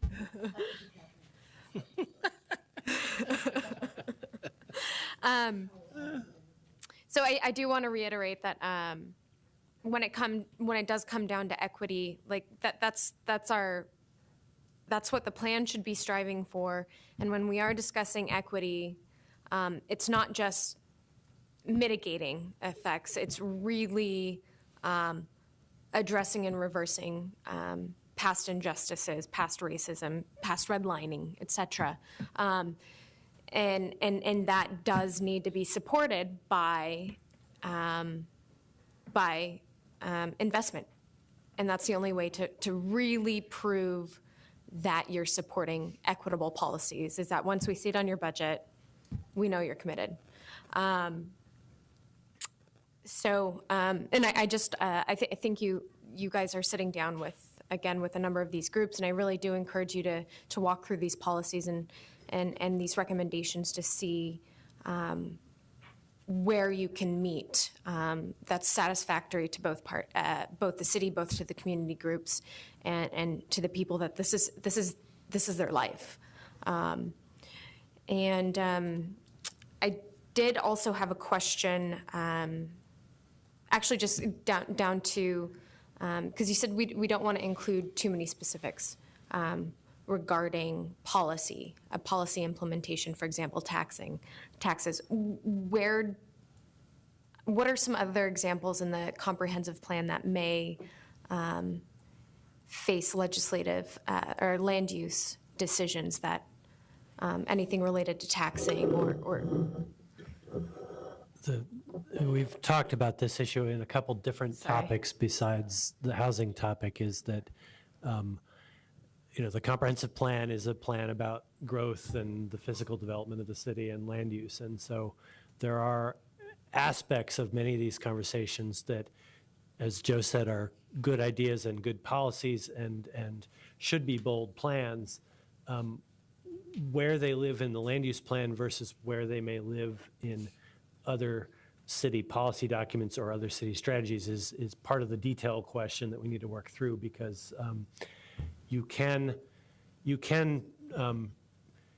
put barriers in front of yourself by overly incorporating some things into land use law, and then they become subject to the burdens that come with land use law. And so you want to be careful about where you put, again, not to say you shouldn't have bold plans, and that they, and you should, and they should be coherent, but we just have to figure out what the right place for them is, and be very cognizant about what it means when you embed it in the comprehensive plan.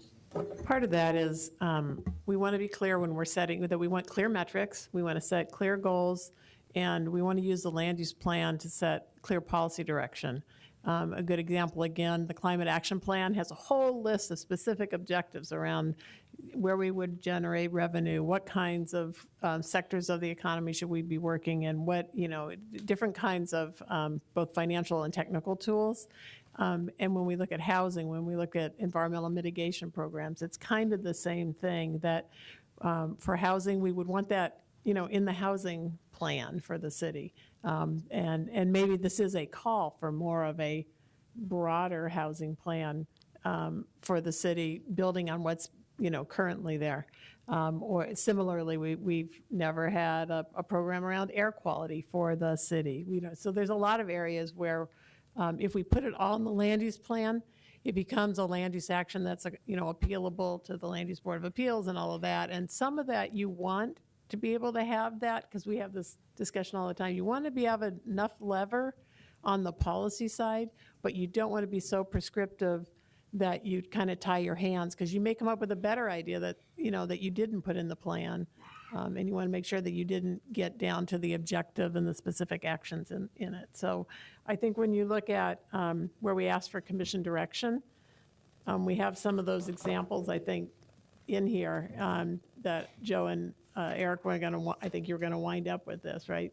Not Next? today. Not today? Yeah. Okay. But as you look at these, think about, some of these items, whether it's around inclusionary zoning or land banking or those or the other items up there. Yeah. From my perspective, most of those are not land use actions, but they may be some component of some of those may be. So, you don't want to push it too far, though.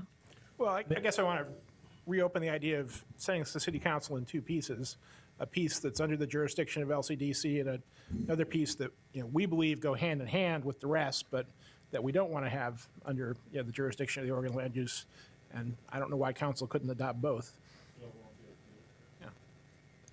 So just a couple of things. Regulatory displacement, Title VI, Federal CFR Code gives you a methodology to calculate disparate displacement for racial groups. And it also, for federal projects at least, all federal projects have to do it. It's up to the agency how strict they look at it. So you can take it down the road a long ways, or you can say, nope, no one got displaced and move on. So you can check the box or do more. Well, there's discretion unless you get sued, and there's no discretion. Yeah, so, yeah.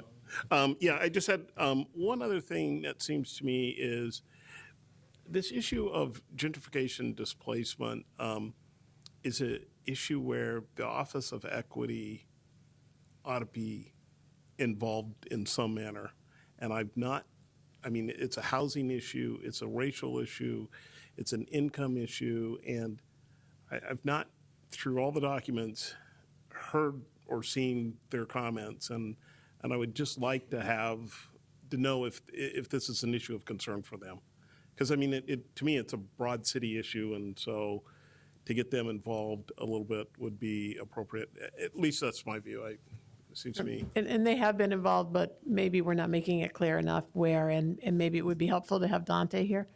Yes. Okay, great. I guess. And then just one last thing, this issue of loss of current units and whether we rent control or something else, the issue of no net loss. Somehow we end up in that conversation of no net loss of units, and that it's going to get to policies that talk about how we get there. And then Don, you had a couple. A couple questions. I'm glad we're talking about this displacement issue, and as I understand it, it's for public projects that you foresee. So one example that I can think back on is when they built the federal courthouse in downtown Portland. Mhm. The Housing Authority of Portland built 2 mid-rise affordable apartment buildings as mitigation for the loss on that site. Good example. And what other kind of public projects in the future can you see that would have this kind of impact on affordable housing? Are they big road projects? Are they light rail projects? Well, that's why it gets a little bit indirect, because it'll be like Barber Corridor.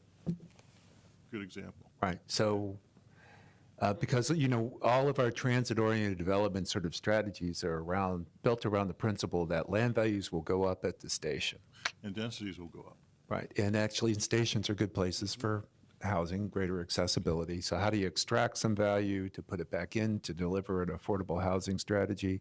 How do you look at the whole corridor and say, oh, here are buildings that are market rate but still provide affordable housing? There's lots of that out there, especially in the 80%, 100% below, right?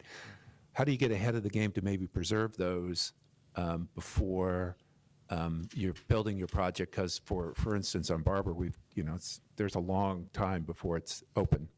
Yeah. So we have time to get ahead of it. That's part of the appeal of the land banking thing. It'll let you get ahead of it.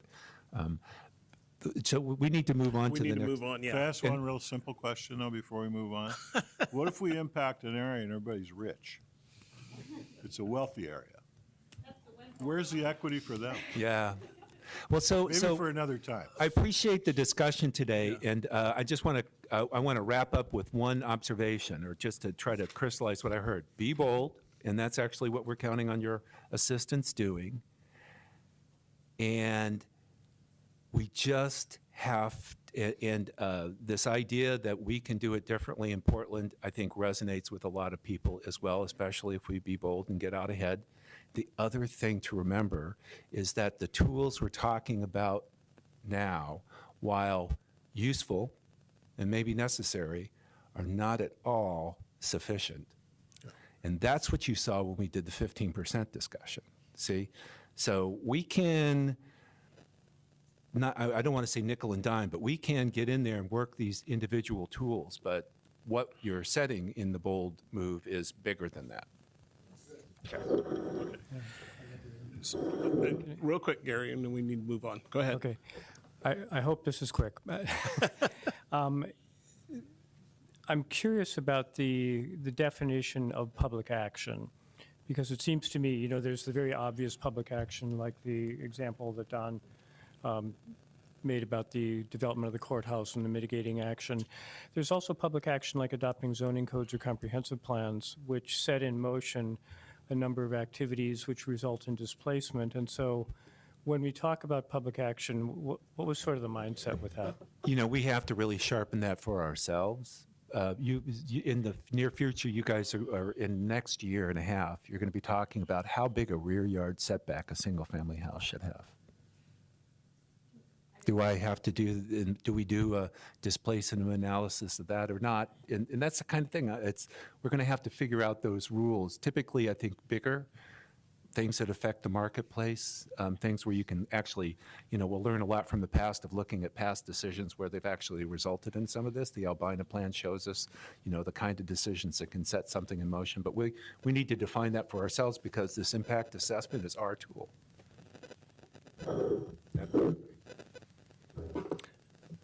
Just to kind of attempt to crystallize one more step beyond what Joe said on this is you had, if we heard you correctly, you heard Joe describe I guess the 7 points that we think are in the existing proposed comp plan, and I didn't particularly see any no's around that direction. It seems like the question involves whether we've captured the other suggestions that are coming in at this point and where we are with the toolbox and some of that. Is that a correct statement from, I'm seeing some nods. So, yeah, okay. I think so. So I want to sort of verify that, because we need to know if we were off track on our list. No, I think you're on first. track. It's just we're asking you to be bolder and go further. Okay. So I want to transition now to the next topic, and because of time, we're already a little past when we wanted to be for this, so I'm going to be fairly abbreviated with this discussion, and we're going to probably limit this to a 15-minute discussion, and if we don't get through it, we'll move to the next topic. Okay. But this is about how we define compatibility in the plan, and I want to acknowledge Bill Cunningham, a staff person in the audience, who is one of the primary authors of Chapter 4, where this policy is. So if we get into a question that I can't answer, he may be called up. The basic question boils down to what is the relative emphasis in policy on neighborhood stability and providing additional housing options. And primarily we're talking about outside of centers, because we've defined centers as places of change and places of growth. But outside the centers and corridors, in our single-family neighborhoods, we have some policies that attempt to describe the relationship between change and stability, primarily policies 4.12 and 4.13. And I'll just point out a few details in them, and note that we did get a lot of testimony about this relative balance of these two concepts in these different policies. Some testimony encouraging us to go further with talking about the additional housing options that should be allowed in single-family neighborhoods, and other testimony urging us to be more protective of the existing character of existing single-family neighborhoods. And reaching back to the Portland Plan and the technical committees that we had at that time, we did get a recommendation that both are important, that we want to emphasize to some extent stability in the single-family home, especially stability of form and scale. But at the same time, we want to continue to allow adaptive reuse and creation of additional housing types mixed in with these neighborhoods, because that's part of meeting our affordability needs and adjusting to a changing set of households and household types. Policy 4.12 is about the adaptable neighborhood aspect of that, which is encouraging housing choices and a wider diversity of family sizes, incomes, and ages. And that goes back to the history of many single-family neighborhoods being fairly Euclidean in their form, in that there's kind of a one-size-fits-all of R7 and R5 and R2.5. And historically speaking, at least, there weren't ADUs and there weren't the options for duplexes on corners, and there weren't internal conversions at all points in time. And so this policy gets at that going forward, that need to be adaptable with our neighborhoods. This sets a little bit of parameter on that, saying that scale and pattern is important. So we're encouraging the design that complements the general scale, character, and landscape features of neighborhoods. And we're considering things like form, scale, street frontage relationships, setback, patterns of open space, and landscaping. We're specifically not saying in here, though, that every house has to match the existing houses. And we're also not dictating a particular architectural style in our definition of compatibility. And as I said before, we got a whole bunch of comments on these two policies. So I want to, that was my introduction, but I want to hear a little bit of a conversation about how you all feel we are in the balance at this point with these policies. Let's be quick on this one. Chris? So I guess, I don't see these two as being in conflict at all. I think they're very complementary. What I'm hearing is, the neighborhoods don't like when something gets torn down and you get something radically different, where you have a small house, you replace it with something that goes to the lot line, where you get, the tall, skinny houses in a neighborhood where maybe you had a different kind of pattern. And I think 413 tries to go to that. 4.12 strikes me as more about the more incremental things that I think neighborhoods feel are less disruptive. So, adding an ADU in back, adaptive reuse that maybe once a house is now 2 apartments, the things that probably don't influence form quite as much. So that's kind of the way I'm processing this. Howard? Thank you. I apologize for being late. Aloha from the land of no planning. My comment is I really support both of these as I understand them, and I think they do work well together, but I think they have to work on the side of how the community, the neighborhood wants that to operate. And the other comment I have is that at any given time I keep hearing about the city having surplus properties, 1,000 or so around town. And when you go back to 4.2 and there's the other one where we talk about the creative use of spaces, it seems to me that the city could make some of that available to make the neighborhoods a little more compatible. Other comments? Michelle, Dawn? I think right now there's some tension in BDS and the development community in terms of trying to figure out what this compatibility means and how the staff uses their discretion. And this may not be where it comes in. It may be at the point we get to implementation, but I'd want to sort of put a footnote to think about design guidelines and investing in developing something so that people have some comfort. If I go this direction, then I'm going to be allowed to actually do something on the ground. One statement that's not in this pair of policies as explicitly, potentially, as it might be, and this gets to the current BDS issue, is whether when we talk about, particularly when we talk about scale and patterns, whether we're talking about the planned scale or the existing scale. And that's more of a tension in the R2.5 zone, which is a townhouse row house zone, but it's often developed with existing detached single-family homes. And so there's a tension between interpreting these policies to mean the intended plan character of that neighborhood versus matching the existing. And I don't know if the commission has a perspective on that, but that's clearly part of that debate. Don, and then Gary? I think planned is my preference. I think these are balanced statements. Design guidelines might be going too far. A lot of there'll be 25,000 new units in these neighborhoods. So I think we kind of have to go with the planned intention on scale and diversity in the neighborhoods. I'm assuming the underlying zoning controls setback, height, coverage, et cetera, on the homes. how would we do design guidelines for single-family homes in Portland? I'm not sure how we could achieve that. That would be my concern. I like this general approach, Eric. It makes sense to me as a guiding principle for how people ought to do infill. But there's going to be a lot of tension around this, not just with BDS, but with neighbors. They're doing a lot of infill housing in my neighborhood in Mount Tabor, and I gotta say, it's pretty nice. It's pretty well done, the examples I'm seeing now, especially when I look back 5 years of what they were like. They're really quite nice now. Gary? Eric, can you say a little bit more about the suggestion around deletion of respecting existing entitlements, the meaning and significance of that? Yeah, that's an amendment that staff proposed after reading. We got quite a few comments asking what we meant by that, and I think we agree that that statement lacked clarity and didn't add significant content to that policy, so we're suggesting to delete it. What does it mean?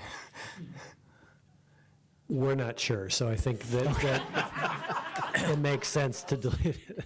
Yeah. So, yeah, I didn't find it in the glossary. And I was kind of it may be one of those things that it was some inherited language that we used and Teresa? Well, I like what this says. So in context of how we do things today, we have historic districts that have very specific design guidelines on what can happen.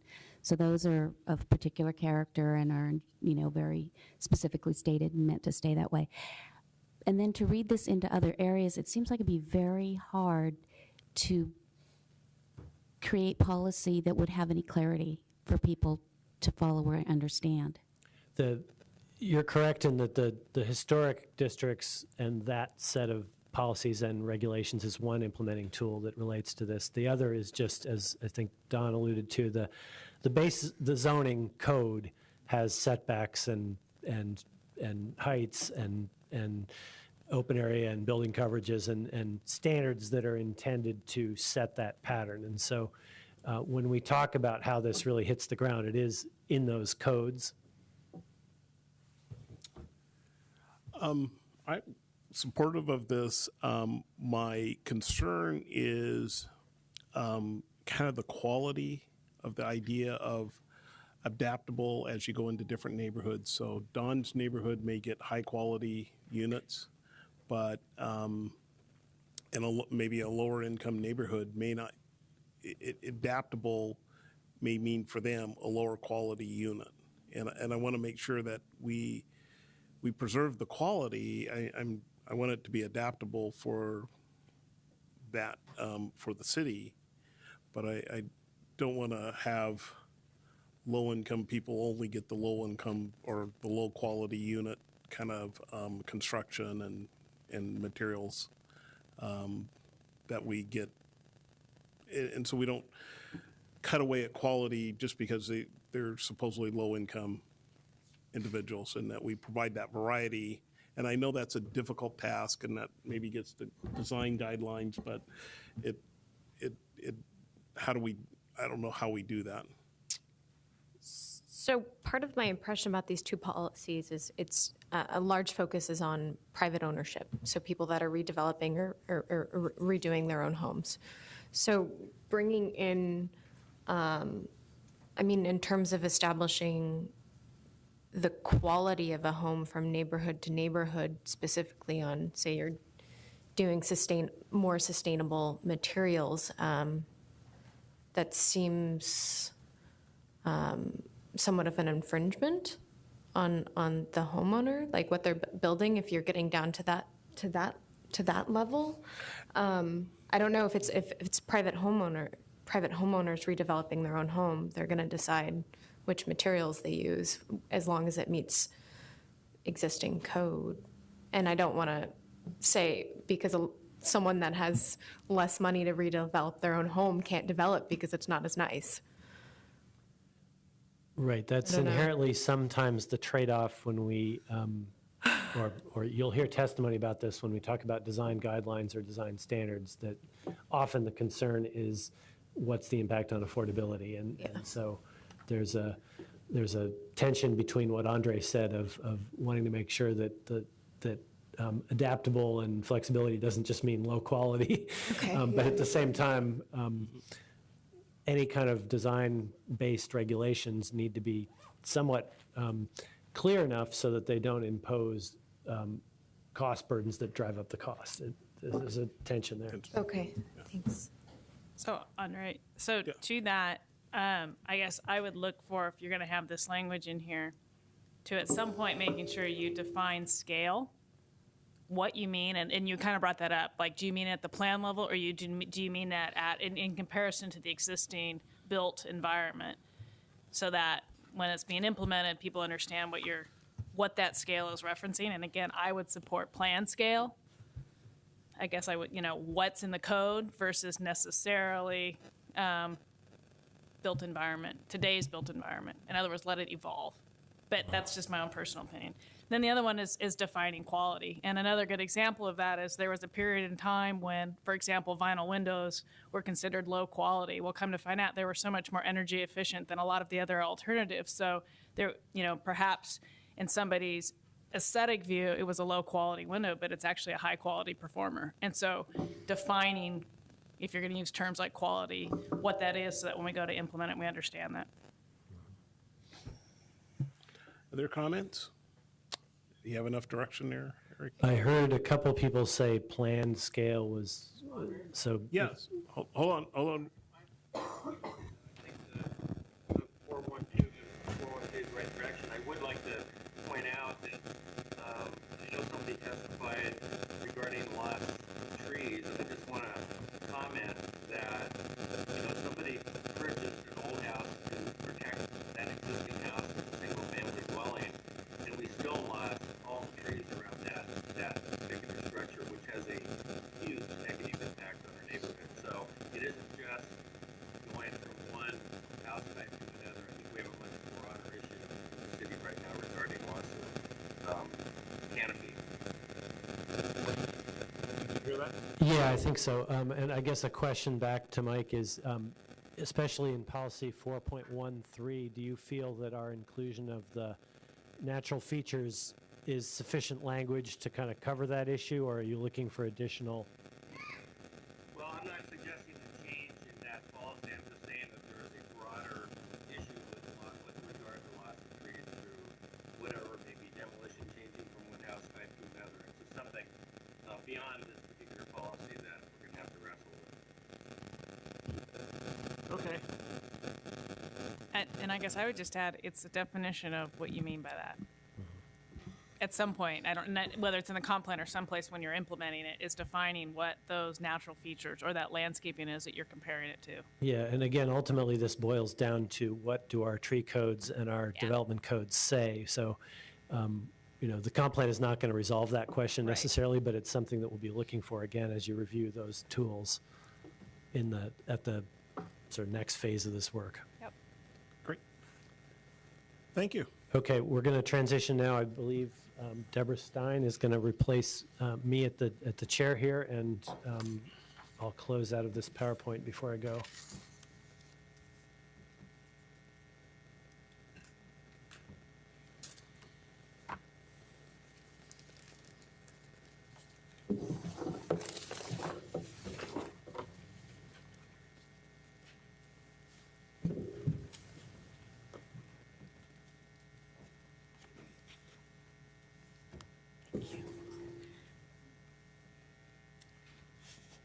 Good afternoon. I'm Deborah Stein, and this will be part one of residential densities. And we will start. Yeah, so I want to introduce Nan Stark, who's our Northeast District Liaison, and Marty Stockton, who's our Southeast District Liaison, and they'll be here to help answer questions that might come up because they're very familiar with these proposals. So throughout the comprehensive plan mapping process, staff has been looking at what's the appropriate residential density, and these are the kinds of considerations we look at. So we're looking at lot and development pattern, the services and infrastructure that's available, or in some cases not available. We're always looking at the proximity to centers and corridors, looking at historic character, and then there are other location-specific factors. So there's a lot of analysis that goes into each of the mapping proposals that we've put in front of you. And so what's before you, not just today, but with this whole map, is it represents years of community conversations, field analysis, data analysis. There's just a tremendous amount of work we've done to look at what we want to propose as changes in the comprehensive plan. And from that work, we've identified 6 kind of groups of down designations that we've put forward in the July 2014 proposal.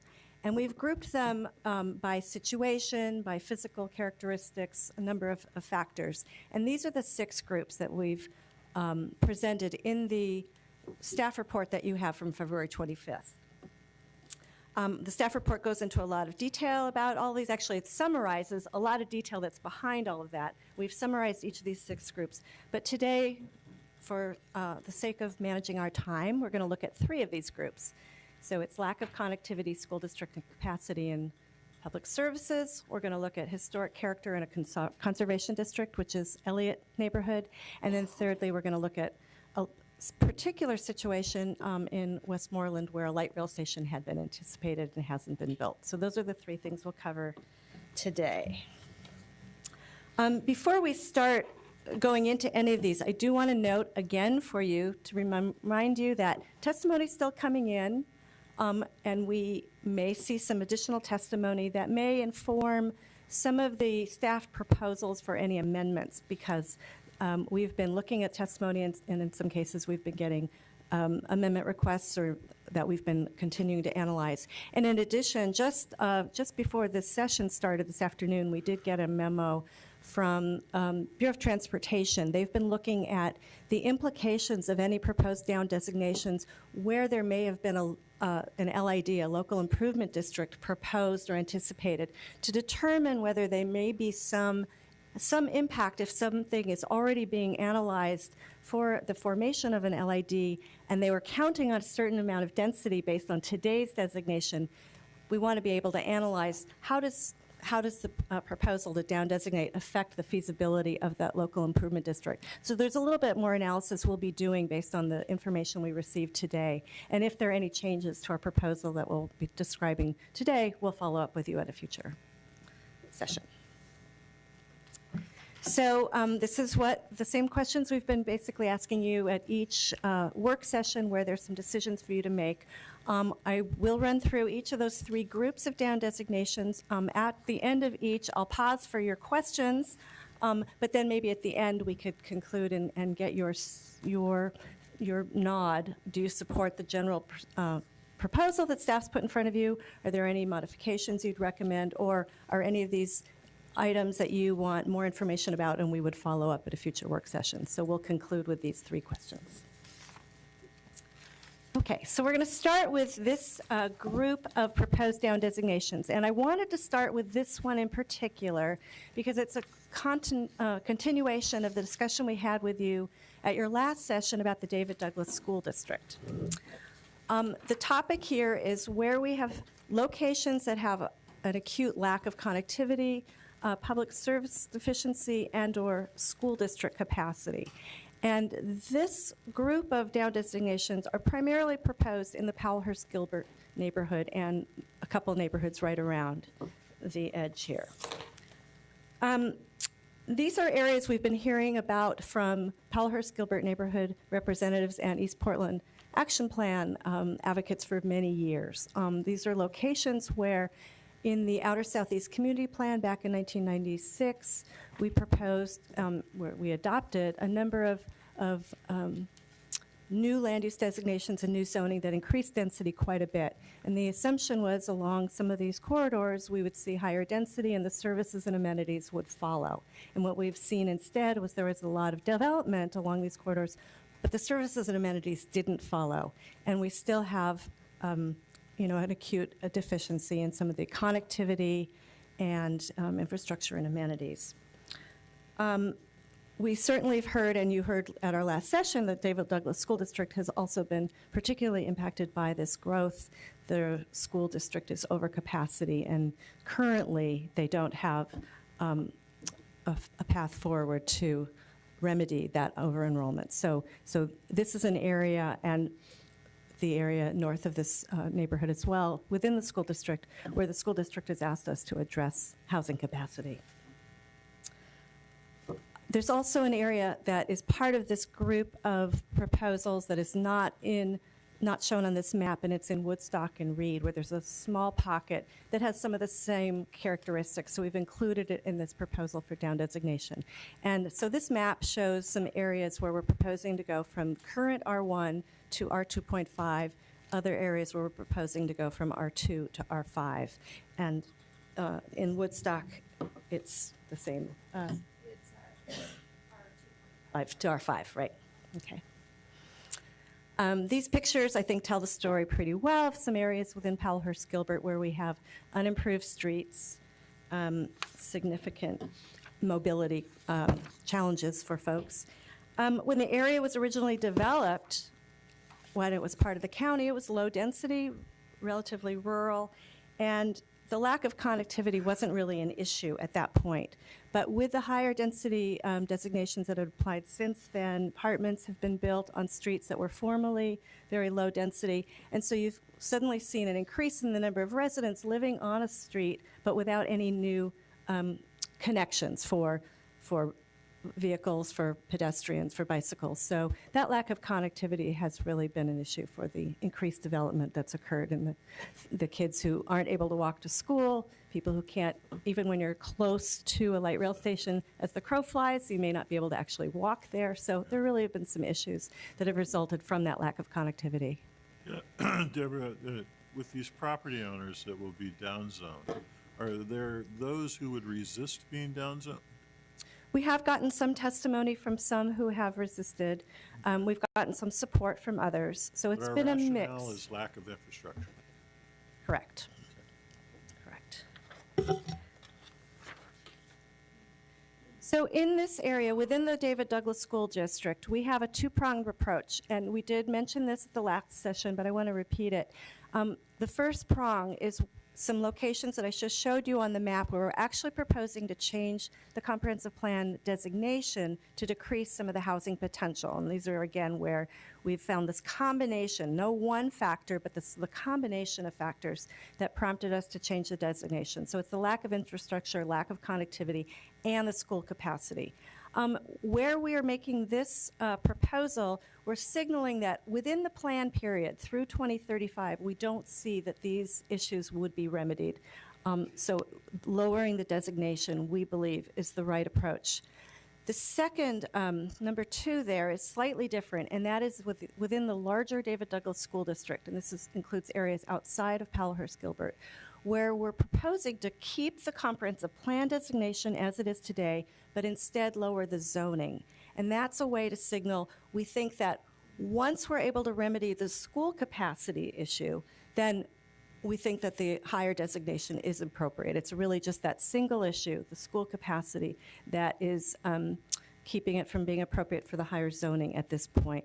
And the mechanism we're proposing to use to trigger that or to enable a zoning map amendment would be through a service capacity letter that the school district would provide that says, yes, we now have capacity to serve the students generated by this new development. So it's a way to sort of meter growth based on the zoning, but again, using the comprehensive plan designation as a way to signal long-term, we think R1 or R2 or whatever it is appropriate long-term. So. With both of these proposals, we're being very cognizant, though, of making sure that where there are places that we're proposing some improvements to frequent service for TriMet, for example, we don't want to lower the potential capacity in a way that might jeopardize the improvement. So if TriMet is looking at an area to do some service improvement and we lower the designation, that might take that service improvement off the table. So it's a careful balance there to make sure that there's nothing we'd be doing in modifying the zoning that would inhibit that improvement that is so needed and wanted in the community. So I'm going to pause there and see if you have any other questions before I move on to the next grouping. Yeah. Question? Sure. Have you also thought about upzoning areas near it that for development? I just emailed Eric and Joe today and pointed out 2 areas that I'm requesting an upzone from R2 to R1 that is in the Panhandle next to this area that happens to be in my school district. Right. That would allow double the capacity since we have the capacity. I'm just hoping that on the one hand you're looking at downzoning, but if you're looking at areas that could upzone and withstand the development that's needed out there, Absolutely. I hope you're looking at that too. Absolutely. What really, the whole exercise here is we really want the density to be in places that are most appropriate for that density. And so we're doing both. And so what I'm talking about today is focusing on the down designations, but we'll be coming back to you with some places where we say, here's an unfulfilled opportunity where you have the transit, you have the service, you have these other features, and it's a really good place to have that density. So that's the second half of the equation that we'll be coming back to you.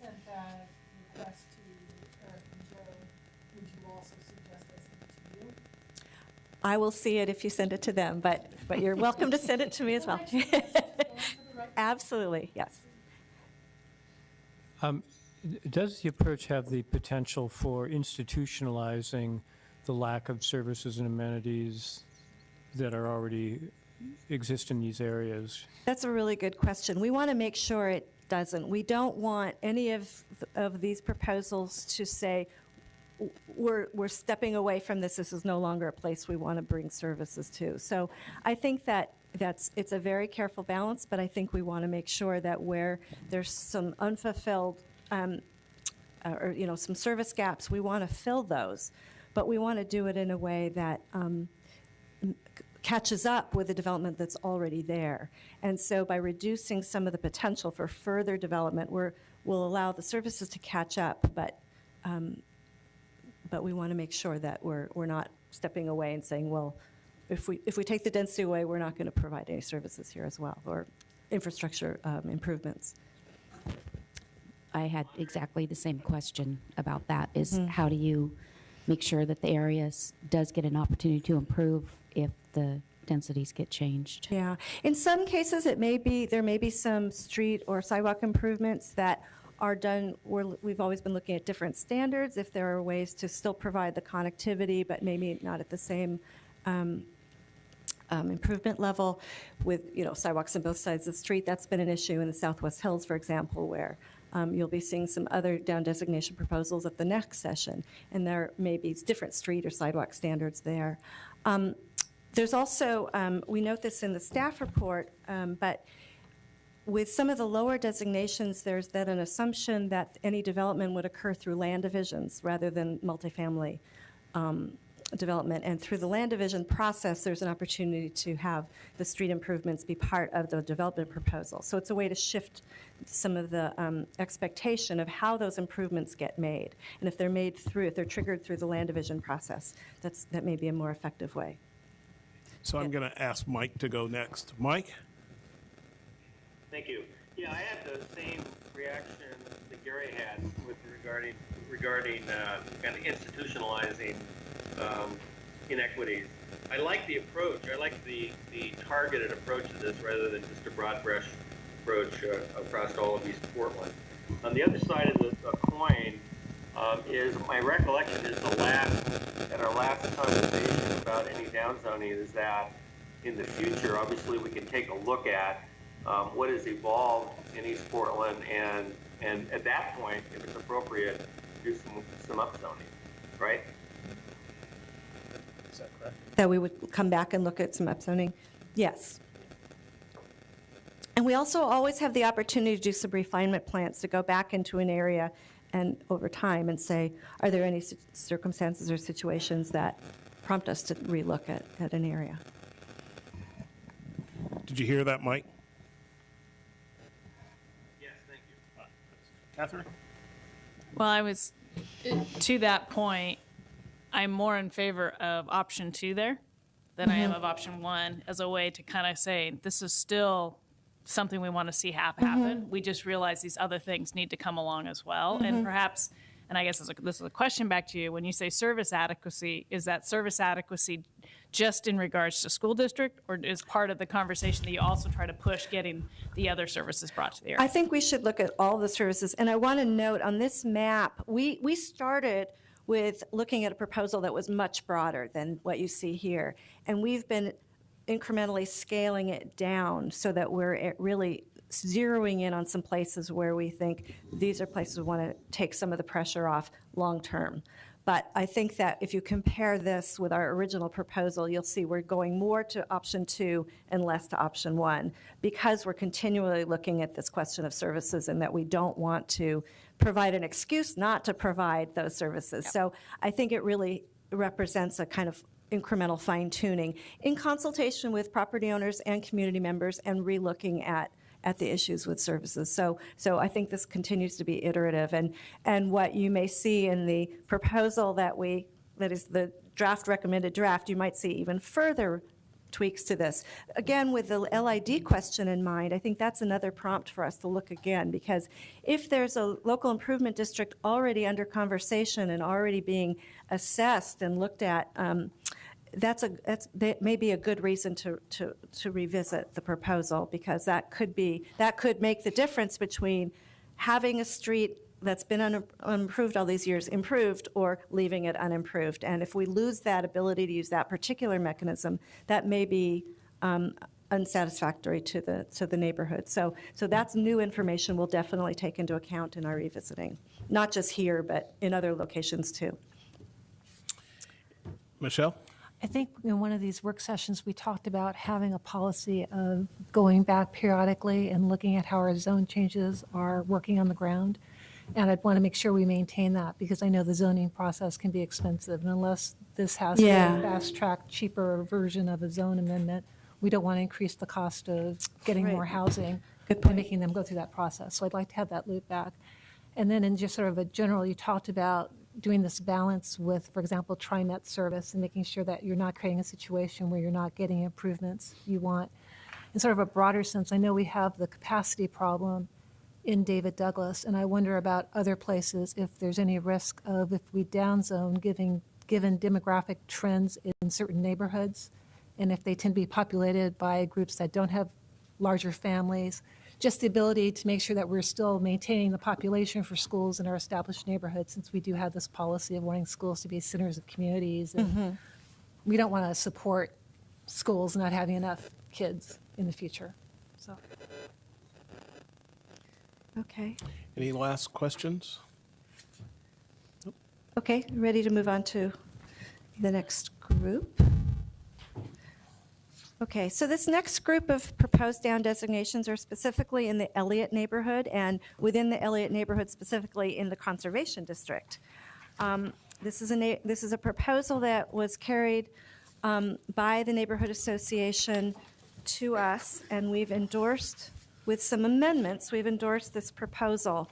The purpose of this proposal was to alleviate some pressure to redevelop properties that now have single-family homes, existing houses, into being redeveloped to multi-unit structures. The proposal is in a neighborhood that has some of the oldest homes in Portland, and there has been a fair amount of pressure recently to redevelop these homes. And this proposal is really not a density change as much as it's intended to be more of a preservation approach for these older homes. What do you mean by that? Well, one of the things that we know about this proposal is to go from R2 to R2.5. So it's not going down to R5. This is going from R2 to R2.5. Slight density change.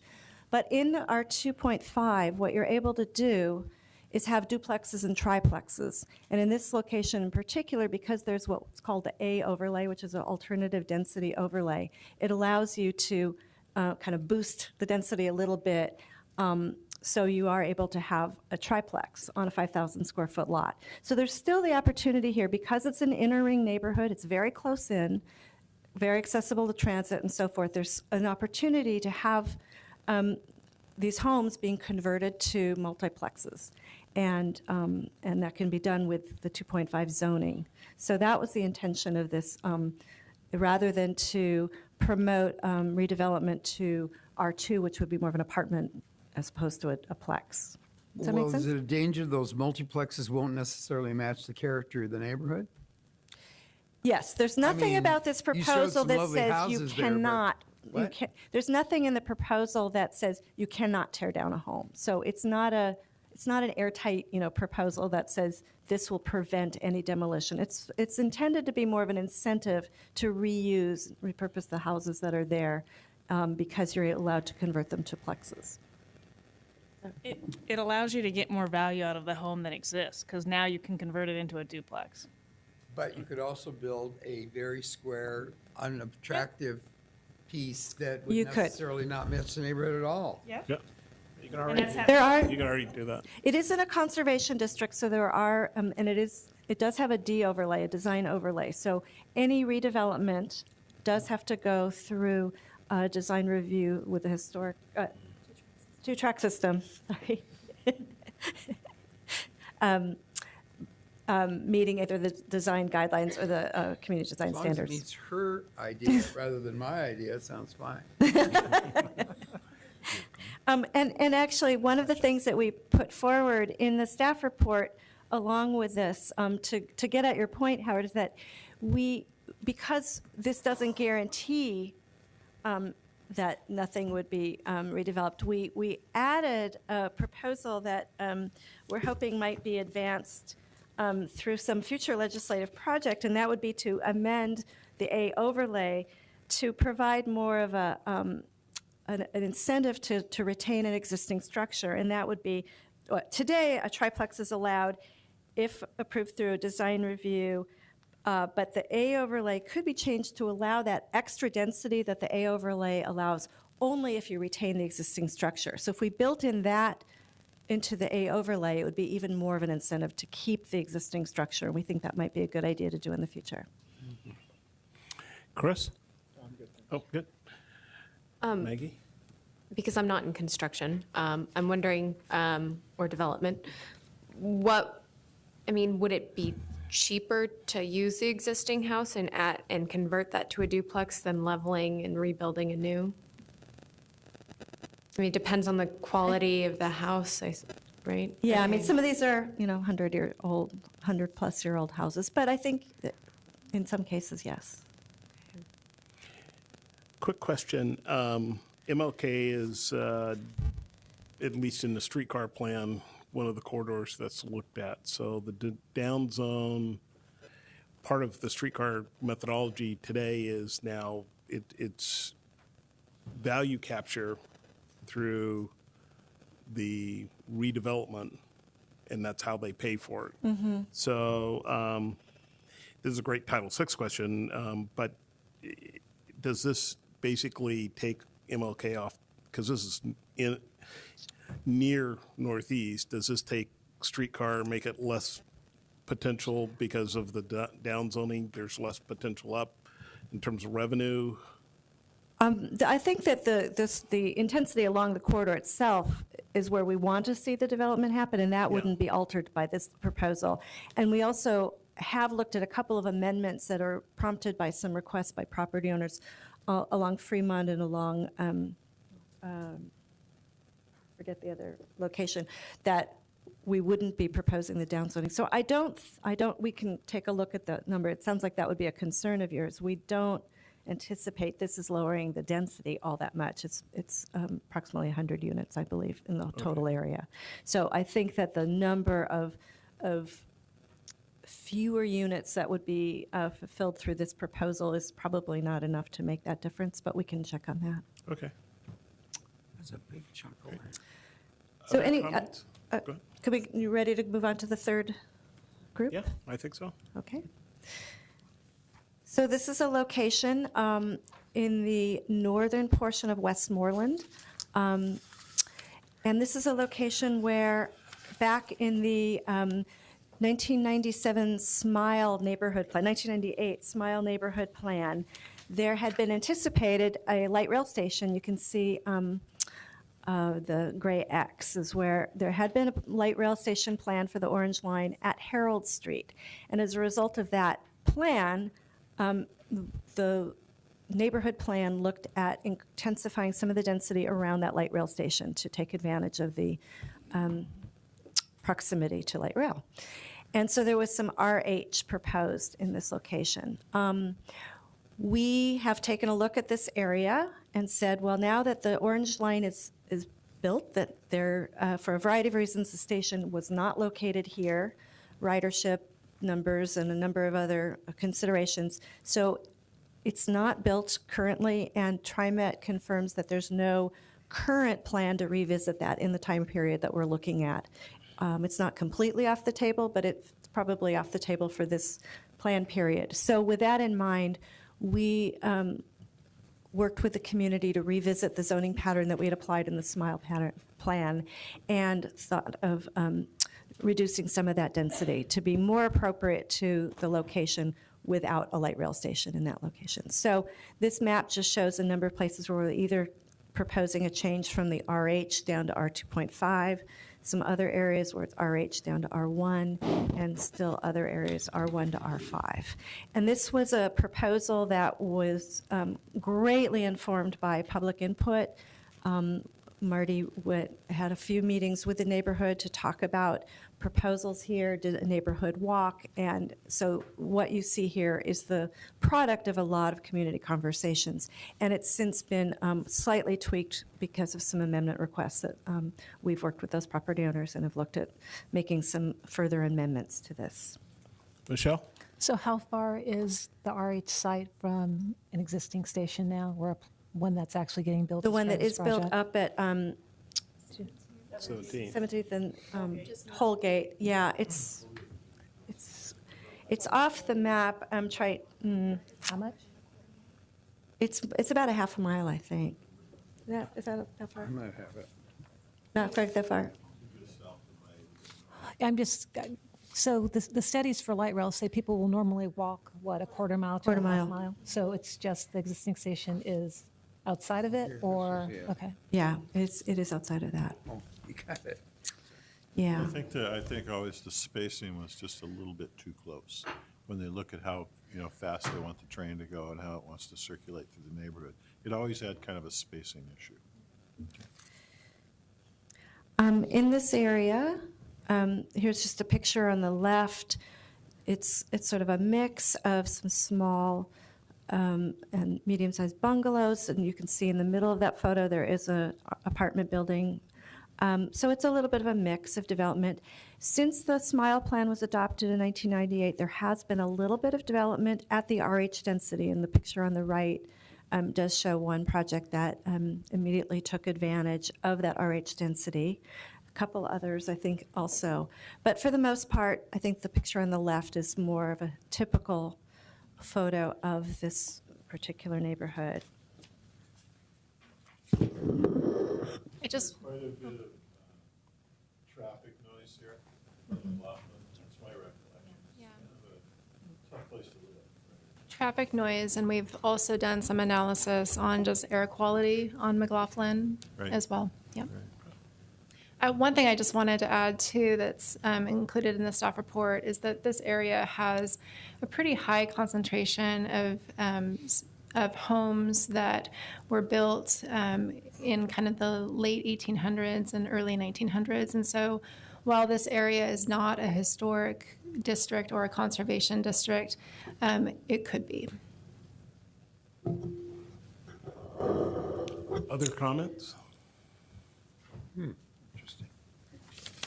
So that's the presentation. We thought we would just pause to just see for each of these three groupings, do you support staff's general approach to each of these? Are there any recommendations you would or modifications you would recommend we take in this approach? And is there anything you'd want to hold over for further discussion? Teresa? In general, I think they all make sense. I just wonder what's the net effect, 'cause, we're trying to allow for enough density in our city. So what's the net effect of all the proposals added together? Do you know that? Or it's probably in here and I'm sorry I don't. No, I don't think we didn't add it all up. There is within each chapter, and I can look at that up for you, but I can grab my cheat sheet here. The proposal in the David Douglas, and by the way, the numbers I'm going to tell you are prior to making some of the adjustments that we're still thinking of making. So these are rough numbers. But the impact on housing capacity that we've calculated for the first set, which is based on the infrastructure deficiencies, it's a reduction of about 780 units or so potential. For the area in the Conservation District in Elliott, it's a reduction of about 100 units.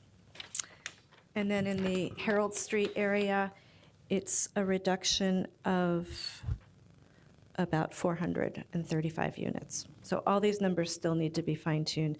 So that gives you an idea, but in the overall scheme of things, and again, we would be looking at balancing those by some upzoning. Yeah. Other comments? And I did hear clear direction that we really need to be looking at the implications of any of these down designations on the future investment in infrastructure, and we don't want to inadvertently cause more of a disinvestment or a reluctance to invest. So we don't want that to be the outcome. And it sounds like if that's the case, that maybe looking more at the zoning and keeping the comp plan designation might be a way to address that. So we'll take a look with that in mind, and we'll also look at this local improvement district information to see if that might change any of our proposals. Okay. Don? I'm good to go with this, especially with Karen's input on the density could go the other way in strategic areas and actually increase. And then we got to make sure we don't run afoul of existing LIDs that have been created. So yes. With those two factors, I'm good to go with this proposal. Yeah, I think we're good here. Okay. Well, we'll be back with the other three sets that we didn't get to today at either your next work session or the one after that. Okay, thank you. Thank you. Amen. We're not done. I know. 5-minute break, and then we'll do transportation.